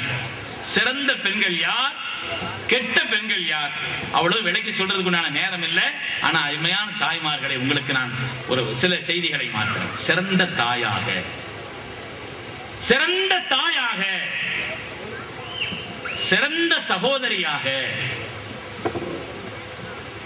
சிறந்த தாயாக, சிறந்த சகோதரியாக, சிறந்த பிள்ளையாக ஸல்லல்லாஹு அலைஹி வஸல்லம் அருமையான சஹாபிய பெண்மணிகள் நமக்கு உதாரணமாக திகழ்ந்திருக்கிறார். இங்க சிறந்த தாய்மார்களாக திகழ வேண்டும். ஒரு தாய் உலகத்தில் சிறந்த தாயாக இருக்கணுமானா அதுக்கு உதாரணம் யாருன்னு சொன்னா எத்தனையோ சஹாபிய பெண்களை உதாரணமா சொல்லலாம். குறிப்பாக நாம் சொல்வதாக இருந்தால் உலகத்திலேயே சிறந்த தாய்க்கு உதாரணம் அதற்கு அனஸ் ரலியல்லாஹு தஆலா அவருடைய தாயார், அனஸ் ரலியல்லாஹுடைய தாயார் அன்னை உம்மு சுலைம் ரலியல்லாஹு அன்ஹா. தாய்மார்கள் இந்த பேரை மறந்துடக்கூடாது. நீங்க உம்மு சுலைம், நீங்க ஒரு தடவை உங்களுக்குள்ள சொல்லி பார்த்துக்கங்க. உம்மு சுலைம் ரலியல்லாஹு அன்ஹா. ஒரு தாய் எப்படி இருக்க வேண்டும் என்பதற்கு உலகத்திலேயே சிறந்த உதாரணம் அன்னை உம்மு சுலைம் ரலியல்லாஹு அன்ஹா. ஏன்னா அவங்களுடைய அருமையான மகனார் அதற்கு அனஸ் ரலியல்லாஹு தஆலா சின்ன பிள்ளைங்க, 10 மாத குழந்தை, தன்னுடைய பிள்ளை எதிர்காலத்திலே சிறக்க வேண்டும் என்று ஆசைப்படுகிறார்கள். ஒரு தாய் எப்படி ஆசைப்படுவாங்க? சிறந்த தாயா இருந்தா அப்படி ஆசைப்படத்தான் செய்யணும், ஆசைப்படுவாங்க. உலகத்தில் யாரெல்லாம் சிறந்திருந்தார்களோ ஹஜ்ரத் இமாம் புகாரி ரஹ்மத்துல்லாஹ் இந்த உலகத்திலேயே அல்லாஹ்வுடைய வேதத்திற்கு பின்னால் ஆதாரப்பூர்வமான கிரந்தத்தை தந்த இமாம் புகாரி அவர்கள் உலகத்தில் பிறக்கும் பொழுது பார்வை இல்லாமல் பிறந்தார்கள். அவர்கள் சிறந்ததற்கு காரணம் அவங்களுடைய தாய். ஒரு நீண்ட வரலாறு. கௌசல் ஆலம் வலிமார்களின் அரசர் ஹஜ்ரத் முஹையத்தீன் அப்துல் அப்துல் காதர் ஜீலானி. சிறந்தது தாயார். வரலாற்றிலே வருகிறது, நாம் படித்த பாடம் தானே. இப்பவே பகதாது போய் இல்மோத வேண்டுமென்ற செல்ல மகன் சொல் கேட்டு சிரித்த மொழி அன்னை சொன்னாள். 40 பொற்காசுகள் நல்ல மகன் கை கொடுத்து தலை போகும் வேளையிலும் மகனே பொய் ஆகாதென்றார். தாய் சொன்ன அந்த உபதேசம் நம்முடைய வாழ்க்கையை மாற்றியது. மாத்திரமல்ல, யாரெல்லாம் கொள்ளைக்காரர்களாக இருந்தார்களோ அவர்களெல்லாம் விலாயத்தை பெற்றார்கள். ஒரு தாய் சிறந்த தாயாக இருந்தால் உலகத்திலேயே அதனால் ஏற்படக்கூடிய சிறந்த விளைவு என்ன என்பதற்கு உதாரணம் அன்னை உம்மு சுலைம். அன்னை உம்மு சுலைம் அற்புதமான தாய். அவங்களுடைய அருமையான பிள்ளை அனஸ் அவர்களை ஸல்லல்லாஹு அலைஹி வஸல்லம் கொண்டு ஒப்படைக்கிறாங்க. யா ரசூலல்லாஹ், என்னுடைய இந்த பிள்ளை யாருடைய பொறுப்பிலாவது தோழமையிலாவது என் பிள்ளை வளர்ந்தால் எதிர்காலத்தில் என் பிள்ளைக்கு ஏதாவது குறைவு ஏற்பட்டு விடுமோ என்று நான் பயப்படுகிறேன். அதனால் உங்களுடைய பொறுப்பிலே வளருங்கள் என்று சொன்னார். ஸல்லல்லாஹு அலைஹி வஸல்லம் பொறுப்பிலே வளர்ந்தார். நீண்ட வரலாறு. ஸல்லல்லாஹு அலைஹி வஸல்லம் பொறுப்பிலே அதற்கு உம்மு சுலைம் வளர்க்க கொடுக்கிறார். 10 வருட காலம் நபி இடத்திலே வளர்ந்தார்கள். செய்த அனஸ் ரலியல்லாஹு அன்ஹு 4 துஆக்களை பெற்றார். நீண்ட வாழ்நாள், நிறைவான செல்வம், பாக்கியமான மக்கள். அதே போல் அல்லாஹ்விடத்திலிருந்து எல்லா பாவங்களும் மன்னிப்பு என்று எல்லா பாக்கியத்தையும் பெற்றார்கள் அனஸ் ரலியல்லாஹு அன்ஹு. உலகத்தில் சிறந்த தாயாக ஒரு பெண்மணி திகழவர். அதற்கு உதாரணம் அன்னை உம்மு சுலைம். அதே போல சிறந்த மனைவியாக, என்ன ஒரு குடும்பத்தை இயக்கிறது மனைவி தாங்க. மனைவி சிறந்தவர்களாக ஆகிவிட்டால், அவர்கள் உயர்ந்த குணமுள்ளவர்களாக ஆகிவிட்டால் ஒரு குடும்பத்தையே மாற்றிடலாம், எப்படி வேணாலும் உண்டாக்கி விடலாம். அந்த ஆற்றல் தாய்மார்களே உங்களுக்கு உண்டு. சிறந்த தாயாக அன்னை உம்மு சுலைமை போல் நீங்கள் வாழுங்கள். சிறந்த மனைவியாக அதற்கு உம்மு ஹக்கீமை போல, மறந்து விடாதீர்கள் அந்த பெயர். அதற்கு உம்மு ஹக்கீம் ரலியல்லாஹு அன்ஹா. யார் தெரியுமா உம்மு ஹக்கீம்? அபூஜஹலுடைய மகனார் இக்ரிமா. இக்ரிமாவுடைய மனைவிதான் உம்மு ஹக்கீம். இக்ரிமாவுடைய மனைவி. யார் இக்ரிமா? முஸ்லிம்களுக்கு எதிராக அவர் செய்த சதி கொஞ்ச நஞ்சம் அல்ல. 100கணக்கான சஹாபிகளை கொலை செய்தவர் இக்ரிமா அவர்கள். அதனாலதான் மக்கா நகரம் வெற்றி கொள்ளப்பட்ட நேரத்தில் ஸல்லல்லாஹு அலைஹி வஸல்லம் சொன்னாங்க, மக்காவிலே எல்லோருக்கும் பொது மன்னிப்பு, சில பேரை தவிர சொன்னாங்க. அந்த சில பேரில் இக்ரிமாவும் ஒருவர். அந்த அளவுக்கு கடுமையானவர் இக்ரிமா. அந்த இக்ரிமா மக்கா நகரம் வெற்றி கொள்ளப்பட்ட நேரத்திலே ஸல்லல்லாஹு அலைஹி வஸல்லம் ஓடி வருகிறார்கள். அன்னை உம்மு ஹக்கீம் ரலியல்லாஹு அன்ஹா அவர்கள், அல்லாஹ்வுடைய ரசூலே, என்னுடைய கணவர் இக்ரிமாவுக்கு நீங்கள் மன்னிப்பு அளிக்க வேண்டும் என்று கேட்டார். அந்த சிறந்த மனைவி தன்னுடைய கணவருக்கு செய்ய வேண்டிய கடமையை அவர்கள் உணர்ந்து செய்தார்கள். அதன் காரணத்தினால் அல்லாஹ்வுடைய ரசூல் வாக்களித்தார்கள், உங்களுடைய கணவருக்கு இக்ரிமாவுக்கு மன்னிப்பு உண்டுன்னு சொன்னாங்க. அதற்கு உம்மு ஹக்கீம் ஓடி செல்கிறார்கள். யாரிடத்திலே? இக்ரிமாவிடத்திலே. அவர் ஏற்கனவே யமனுக்கு போய் கொண்டிருக்கிறார். இவர்கள் ஒரு வாகனம் பிடித்து சென்று அவர்களை தடுத்து நிறுத்தி, வாருங்கள் நபி இடத்தில் என்று சொன்னார். என்னை மன்னிக்க மாட்டார் என்று சொன்னார். இல்லை, நபி அவர்கள் சொன்ன வாக்குறுதி மாறு செய்வதில்லை, வாருங்கள் என்று அழைத்து வருகிறார்கள். ஸல்லல்லாஹு அலைஹி வஸல்லம் வந்து அதற்கு இக்ரிமா ரலியல்லாஹு தஆலா ஈமானை ஏற்று மிகப்பெரிய சஹாபியாக மாறினார்கள். அதற்கு காரணம் அவங்களுடைய மனைவி உம்மு ஹக்கீம் ரலியல்லாஹு தஆலா. சிறந்த தாயாக, சிறந்த மனைவியாக, சிறந்த சகோதரியாக ஒரு பெண் சிறந்த சகோதரியாக இருந்தால் உலகத்தில் எவ்வளவு பெரிய மாற்றம் வரும் என்பதற்கு உதாரணம் ஃபாத்திமத்து பின்த் ஹத்தாப் ரலியல்லாஹு தஆலா. உமர் ரலியல்லாஹு அன்ஹுடைய சகோதரி ஃபாத்திமா. உமர் ரலியல்லாஹு தஆலா அவர்கள் வாளை உருவிக் கொண்டு செல்கிறார்கள் நபியினுடைய தலையை எடுப்பதற்காக. போகும் பொழுது ஒரு ஆள் வர்றார். எங்க போறீங்க? முகமதுன்னு ஒரு ஆள் வந்திருக்கார், அவருடைய தலை எடுக்க போறேன். என்ன விஷயம்? அவர் இஸ்லாம் என்ற ஒரு கொள்கையை சொல்லிக் கொண்டிருக்கிறார். அப்படியா? உங்க குடும்பமே ஏத்துக்கிடுச்சே, உங்களுடைய சகோதரி ஏத்துக்கிட்டாங்கன்னு சொன்னார். கோபத்தோடு திரும்புகிறார், நேராக வருகிறார் தன்னுடைய சகோதரி ஃபாத்திமத்து பின்த் ஹத்தாப், ஃபாத்திமாவிடத்தில். சகோதரி பேர் ஃபாத்திமா. வீட்டை வந்து தட்டுகிறார்கள், கோபத்தின் உச்சையிலே தட்டுகிறார்கள். அந்த தட்டக்கூடிய தட்டை பார்த்து ஃபாத்திமா விளங்கிக்கிட்டாங்க, வந்தவர் நம் சகோதரர் என்று. நீ இஸ்லாத்தை ஏற்றுக்கொண்டாயா? கதை திறந்தவன்னு கேட்டாங்க. ஆமா, நான் அடித்தார் அடித்தார் அடித்தார். உமர்தான் அடிக்கிறார் சகோதரியை. கன்னங்களிலே வீக்கம் ஏற்பட்டது, முகத்திலே காயம் ஏற்பட்டிருக்கிறது, ரத்தம் வழிந்து வருகிறது. பாத்திமா சொன்னார்கள், உமரே, நீ எந்த தாயிடத்தில் பால் குடித்தாயோ அந்த தாயிடத்தில் பால் குடித்தவள் தான் நானும். ஞாபகம் வைத்துக் கொள். நீ எந்த தாயிடத்தில் பால் குடித்தாயோ அந்த தாயிடத்தில் தான் நானும் பால் குடித்தேன். உங்களுடைய இந்த வேகமும் தேவையற்ற இந்த விவேகம் இல்லாத இந்த தன்மையும் என்னை அசைத்து பார்க்காது. அதனாலே தீனுல் இஸ்லாத்தினுடைய மகிமை நீ புரியணும்னு சொல்லி அவர்களுக்கு தீனை சொன்னவர்கள் பாத்திமா அவர்கள். ஒரு சகோதரி சிறந்த சகோதரியாக இருந்தால் எப்படிப்பட்ட மாற்றத்தை ஏற்படுத்த முடியும் என்பதற்கு உதாரணம் பாத்திமத்து பின்த் கத்தாப், உமருடைய சகோதரி பாத்திமா உதாரணம். ஏன் ஒரு பிள்ளை, ஒரு மகன் சிறந்த பிள்ளையாக இருந்தால் எப்படி மாற்றத்தை ஏற்படுத்த முடியும் என்பதற்கு உதாரணம் ஹஜ்ரத் சய்யிதுனா அபூபக்கர் சித்தீக் ரலியல்லாஹு தஆலாவுடைய அருமையான மகளார் உதாரணம். ஸல்லல்லாஹு அலைஹி வஸல்லம் ஹிஜ்ரத் புறப்படுகிறார்கள். ஸல்லல்லாஹு அலைஹி வஸல்லம் அவர்கள் ஹிஜ்ரத் புறப்படுகிறார்கள். ஹிஜ்ரத் புறப்படுகின்ற நேரத்தில் அபூபக்கர் சித்தீக் ரலியல்லாஹுடைய மகளார் சின்ன பிள்ளை.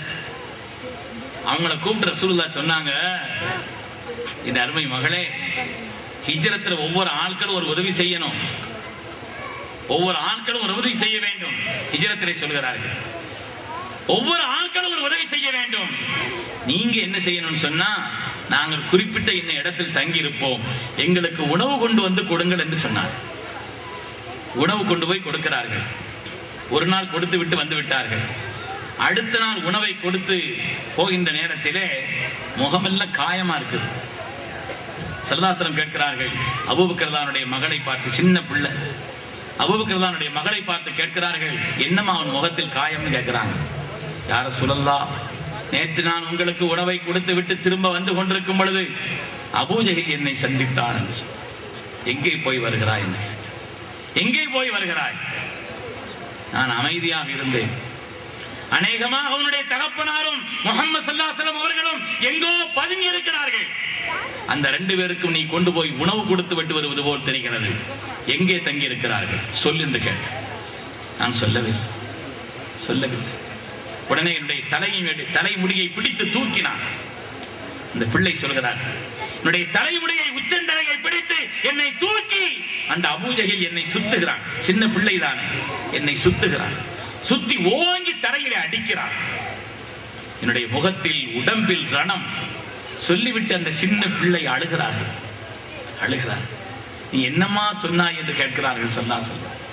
அல்லாஹ்வுடைய ரசூலிடத்தில் அந்த பிள்ளை சொல்கிறார்கள், யா ரசூலல்லாஹ், நான் அந்த நேரத்தில் ஒரே ஒரு வார்த்தையை தான் சொன்னேன், ஃபக்லி மா அன்த கால் இன்னமா தக்லி ஹாதிஹில் ஹயாத்தத் துன்யா.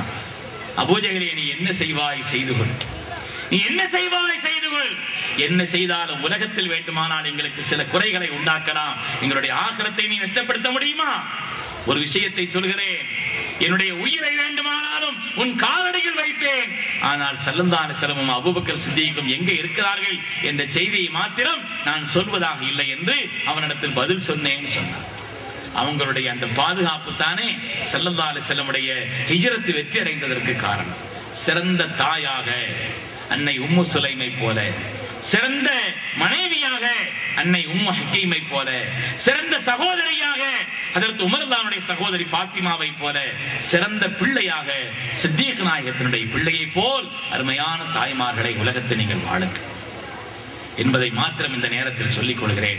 அல்ஹம்துலில்லாஹ், காலையில தஹஜ்ஜுதுக்கு எழுந்திருக்கணும், சுபுக்கு எழுந்திருக்கணும். காக்க நம்மள தஹஜ்ஜுதுக்கு அது எழுந்திருக்குதுன்னு சொல்றோம், நாம எழுந்திருக்காம படுத்துடக்கூடாது. அதனால காலையில தஹஜ்ஜுதுக்கு சுபுக்கெல்லாம் எழுந்திருக்க வேண்டும். பரிசுகளையும் கொடுக்க வேண்டியது இருக்கிறது. நானும் கொஞ்சம் நேரத்தை அதிகமாக எடுத்துக்கொண்டேன். அல்ஹம்துலில்லாஹ், அருமையான பெருமக்களே, உங்களை எல்லாம் சந்திப்பதிலே ரொம்ப ஆனந்தப்படுகிறேன். சங்கைக்குரிய பெரியவர்கள், அந்த பெரியவர்களுக்கு கட்டுப்பட்டு ஊரினுடைய நன்மையான காரியங்களில் முன்னிற்கக்கூடிய அருமையான இளைஞர்கள் ஏராளமாக இங்கே வந்து கூடியிருக்கக்கூடிய சங்கையான தாய்மார்கள், பாசத்திற்குரிய சிறுவர்கள், சிறுமியர்கள், இதையெல்லாம் வழிநடத்தி கொண்டிருக்கக்கூடிய உங்களுக்கு தலைமை தாங்கி இருக்கக்கூடிய சங்கைக்குரிய உலமாக்கள், ஊரினுடைய பெரியவர்கள் ஒன்றிணைந்து தாங்கள் சிறப்பான இந்த விழாவை கொண்டாடி இருக்கிறீர்கள். அல்லாஹ் சுப்ஹானஹு வ தஆலா மார்க்க ரீதியான எல்லா நல்ல காரியங்களுக்கும் இந்த வாழூரை, இந்த ஊரை சிறந்த முன்னுதாரணம் உள்ள ஊராக அல்லாஹ் தஆலா ஆக்கி அருள்வானாக. அல்லாஹ் ஆமீன் சொல்லுங்களேன். ஆமீன் சொல்ற கூட்டம் தான். அல்லாஹ் தஆலா சிறந்த முன்னுதாரணம் உள்ள ஒரு சிறந்த ஊராக அல்லாஹ் தஆலா இதை ஆக்கி அருள்வானாக. இரையச்சம் உள்ள நன்மக்களாக அல்லாஹ் நம்மை ஆக்கி அருள்வானாக. கடந்த காலங்களில் நாம் விளங்கியோ விளங்காமலோ ஏதாவது தவறுகளை, பாவங்களை, குற்றமுறைகளை செய்திருந்தால் அவைகளை எல்லாம் அல்லாஹ் தஆலா பூரணமாக மன்னித்தருள்வானாக. நம் எல்லோருக்கும் அல்லாஹ் நீண்ட ஹயாத்தை தந்தருள்வானாக, நிறைவான ஆஃபியத்தை தந்தருள்வானாக. துன்யா ஆகிராவுடைய பாக்கியங்கள் அனைத்தையும் அல்லாஹ் நமக்கு நிரப்பமாக்கி தந்தருள்வானாக.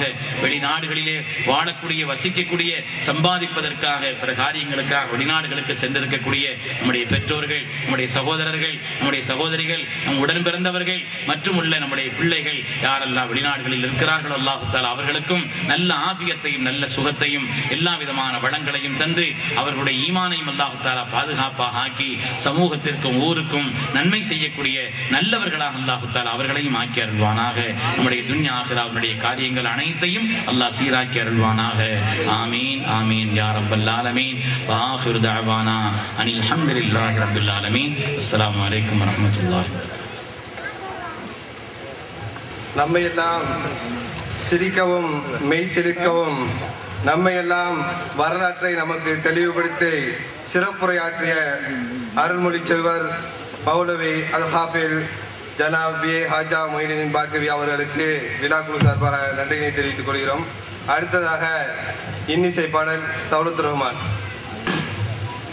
நூலைப்படி அருள்மறை நூலைப்படி திருமறை நூலைப்படி தீனோய் நூலைப்படி நூலைப்படி அருள்மறை நூலைப்படி திருமறை நூலைப்படி தீனோய் நூலைப்படி சுபுஹு லுஹர் அஸர் மஹரிப் இஷா தொழுவது எப்பவும் படி, நீ எப்பவும் படி.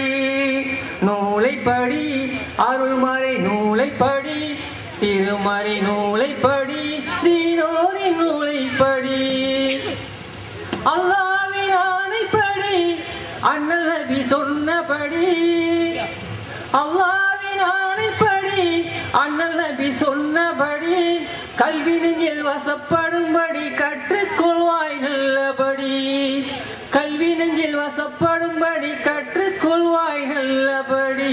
நூலைப்படி அருள்மறை நூலைப்படி திருமறை நூலைப்படி தீனோய் நூலைப்படி அழிவு முதல் ஏமுடிய அரிச்சுவடி எழுதிப்படி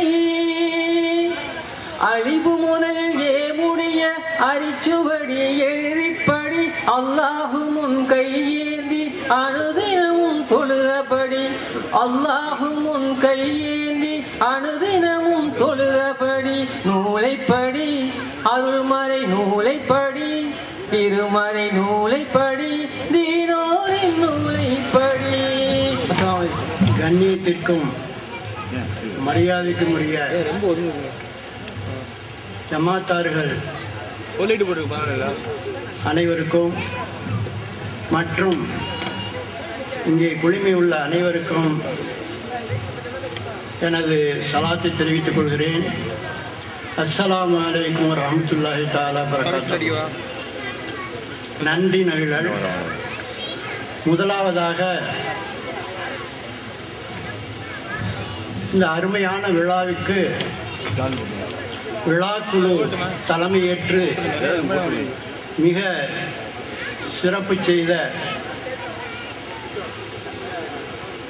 நமது ரபிகுல்லா கான் ஹாஜி அவர்களுக்கு நன்றி தெரிவித்துக் கொள்கிறேன். அவர்களை பற்றி குறிப்பிடும் பொழுது நமது சிறப்பு பேச்சாளர் அவர்கள் கூட கூறினார்கள், மிக ஒரு விழா என்பது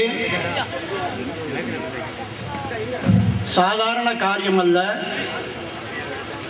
அந்த விழாவை வெற்றிகரமாக நிகழ்த்துவது அந்த விழாவின் தலைவர் அமைப்பாளரை சாரும் என்று கூறினார்கள். அவர்களுக்கு மீண்டும் நன்றி கூறிக்கொள்கிறேன். அதோடு முன்னிலை வகித்த நமது முஸ்லிம் தர்ம பரிபாலன சபா தலைவர் ஹாஜி ஜனாப் இ காதர் அவர்களுக்கும் மற்றும் ஹாஜி ஏ ஃபிரோஸ்கான், ஹாஜி எஸ் அஷ்ரப் அலி அவர்கள்,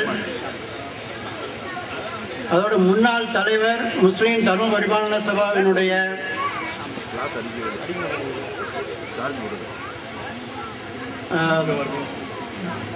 ஹாஜி எஸ் எம் துல்கிப் அவர்களுக்கும், முன்னாள் செயலாளர் முஸ்லிம் தர்ம பரிபாலன சபா வாலூர் ஜனாப் எஸ் எம் சின்னத்தம்பி BA அவர்களுக்கும், ஏ அகமது சுல்தான் BA BPEd அவர்களுக்கும் நன்றியை தெரிவித்துக் கொள்கிறேன். அடுத்து வரவேற்புரை வழங்கிய இளைஞர் முஸ்லிம் தமிழ் கழக செயலர் ஜனாப் என் ஜியாவுல் ஹக் DTE அவர்களுக்கும்,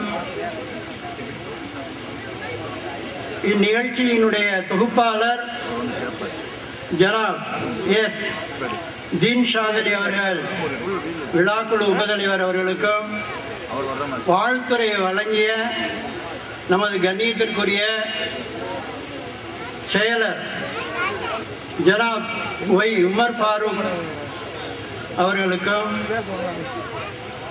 அதோடு இந்த விழாவினுடைய முக்கிய பங்கு சேரக்கூடிய மிகச்சிறந்த நமது பேஷ் இமாம் வாலூர் ஜனாப் KS முகமது ஆரிஃப் கான் நூரி அவர்களுக்கு நன்றியை தெரிவித்துக் கொள்கிறேன். அதோடு இந்த நல்ல நேரத்தில் நமது சித்தார்கோட்டை கிராமத்திலிருந்து வந்து மிக சிறப்பான வாழ்த்துறை வழங்கிய கண்ணியத்திற்குரிய பேஷ் இமாம் ஜனாப் ஹாஜி எம் அப்துல் காதர் மஹலரி அவர்களுக்கு நன்றியை தெரிவித்துக் கொள்கிறேன். மற்றும் சிறப்புரை வழங்கினார்கள் அருள்மொழி செல்வர் என்று கூறப்பட்ட அவர்கள் அருள் மழை பொழிந்தார்கள்.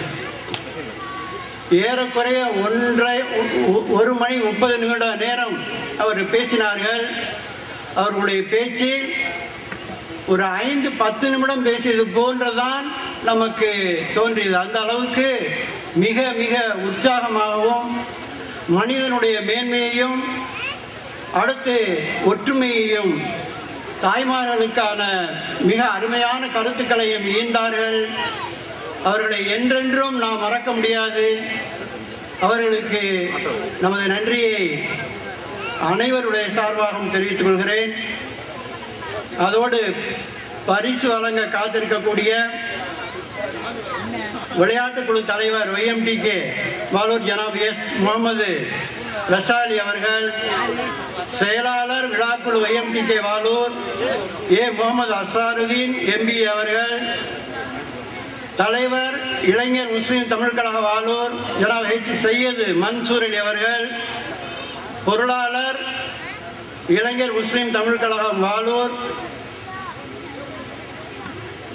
தத்தோ ஜே சையது சிக்கந்தர் பாட்ஷா, ஜனாப் ஹாஜி ஏ அபுல் ஹுதா அவர்கள், ஜனாப் ஹாஜி என் சையத் அபுபக்கர் அவர்கள், ஜனாப் ஹாஜி சையத் அகமது அவர்கள், ஜனாப் என் சையத் இப்ராஹிம் அவர்கள், தலைவர் முஸ்லிம் தர்ம பரிபாலன சபா சித்தார்கோட்டையினுடைய கண்ணியத்திற்குரிய ஜனாப் IMA தீனுல்லா கான் அவர்களுக்கு நன்றி தெரிவித்துக் கொள்கிறேன்.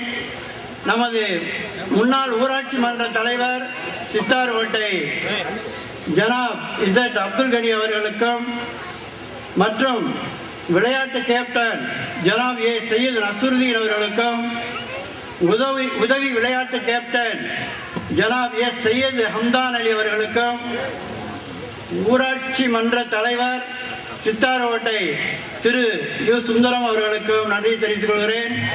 தேவிப்பட்டண காவல்துறை கணியத்திற்குரிய ஆய்வாளர் திரு மதிப்பிற்குரிய ஆய்வாளர் அவர்களுக்கு நன்றியை தெரிவித்துக் கொள்கிறேன்.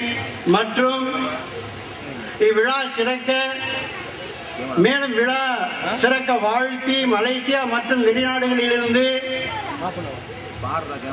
உள்ளத்தாலும் மற்றும் எல்லா வகையான எண்ணங்களாலும் நமக்கு உதவி செய்த அனைவருக்கும், அதே சமயத்தில் இவ்விழா சிறக்க நினைத்து அனைத்து நல்ல உதவிகள் செய்த அனைவருக்கும் நன்றியை தெரிவித்து விடைபெறுகிறேன். அஸ்ஸலாமு அலைக்கும் வரஹ்மத்துல்லாஹி தஆலா வபரகாத்துஹு. நன்றி உரையாற்றிய முன்னாள் நமது முகமது பள்ளிகளின் தலைமை ஆசிரியர் அவர்களுக்கு விழா குழுவின் சார்பாகவும் இளைஞர் முஸ்லிம் தமிழ் கழகத்தின் சார்பாகவும் நன்றியினை தெரிவித்துக் கொண்டு, அடுத்ததாக பரிசளிப்பு விழா.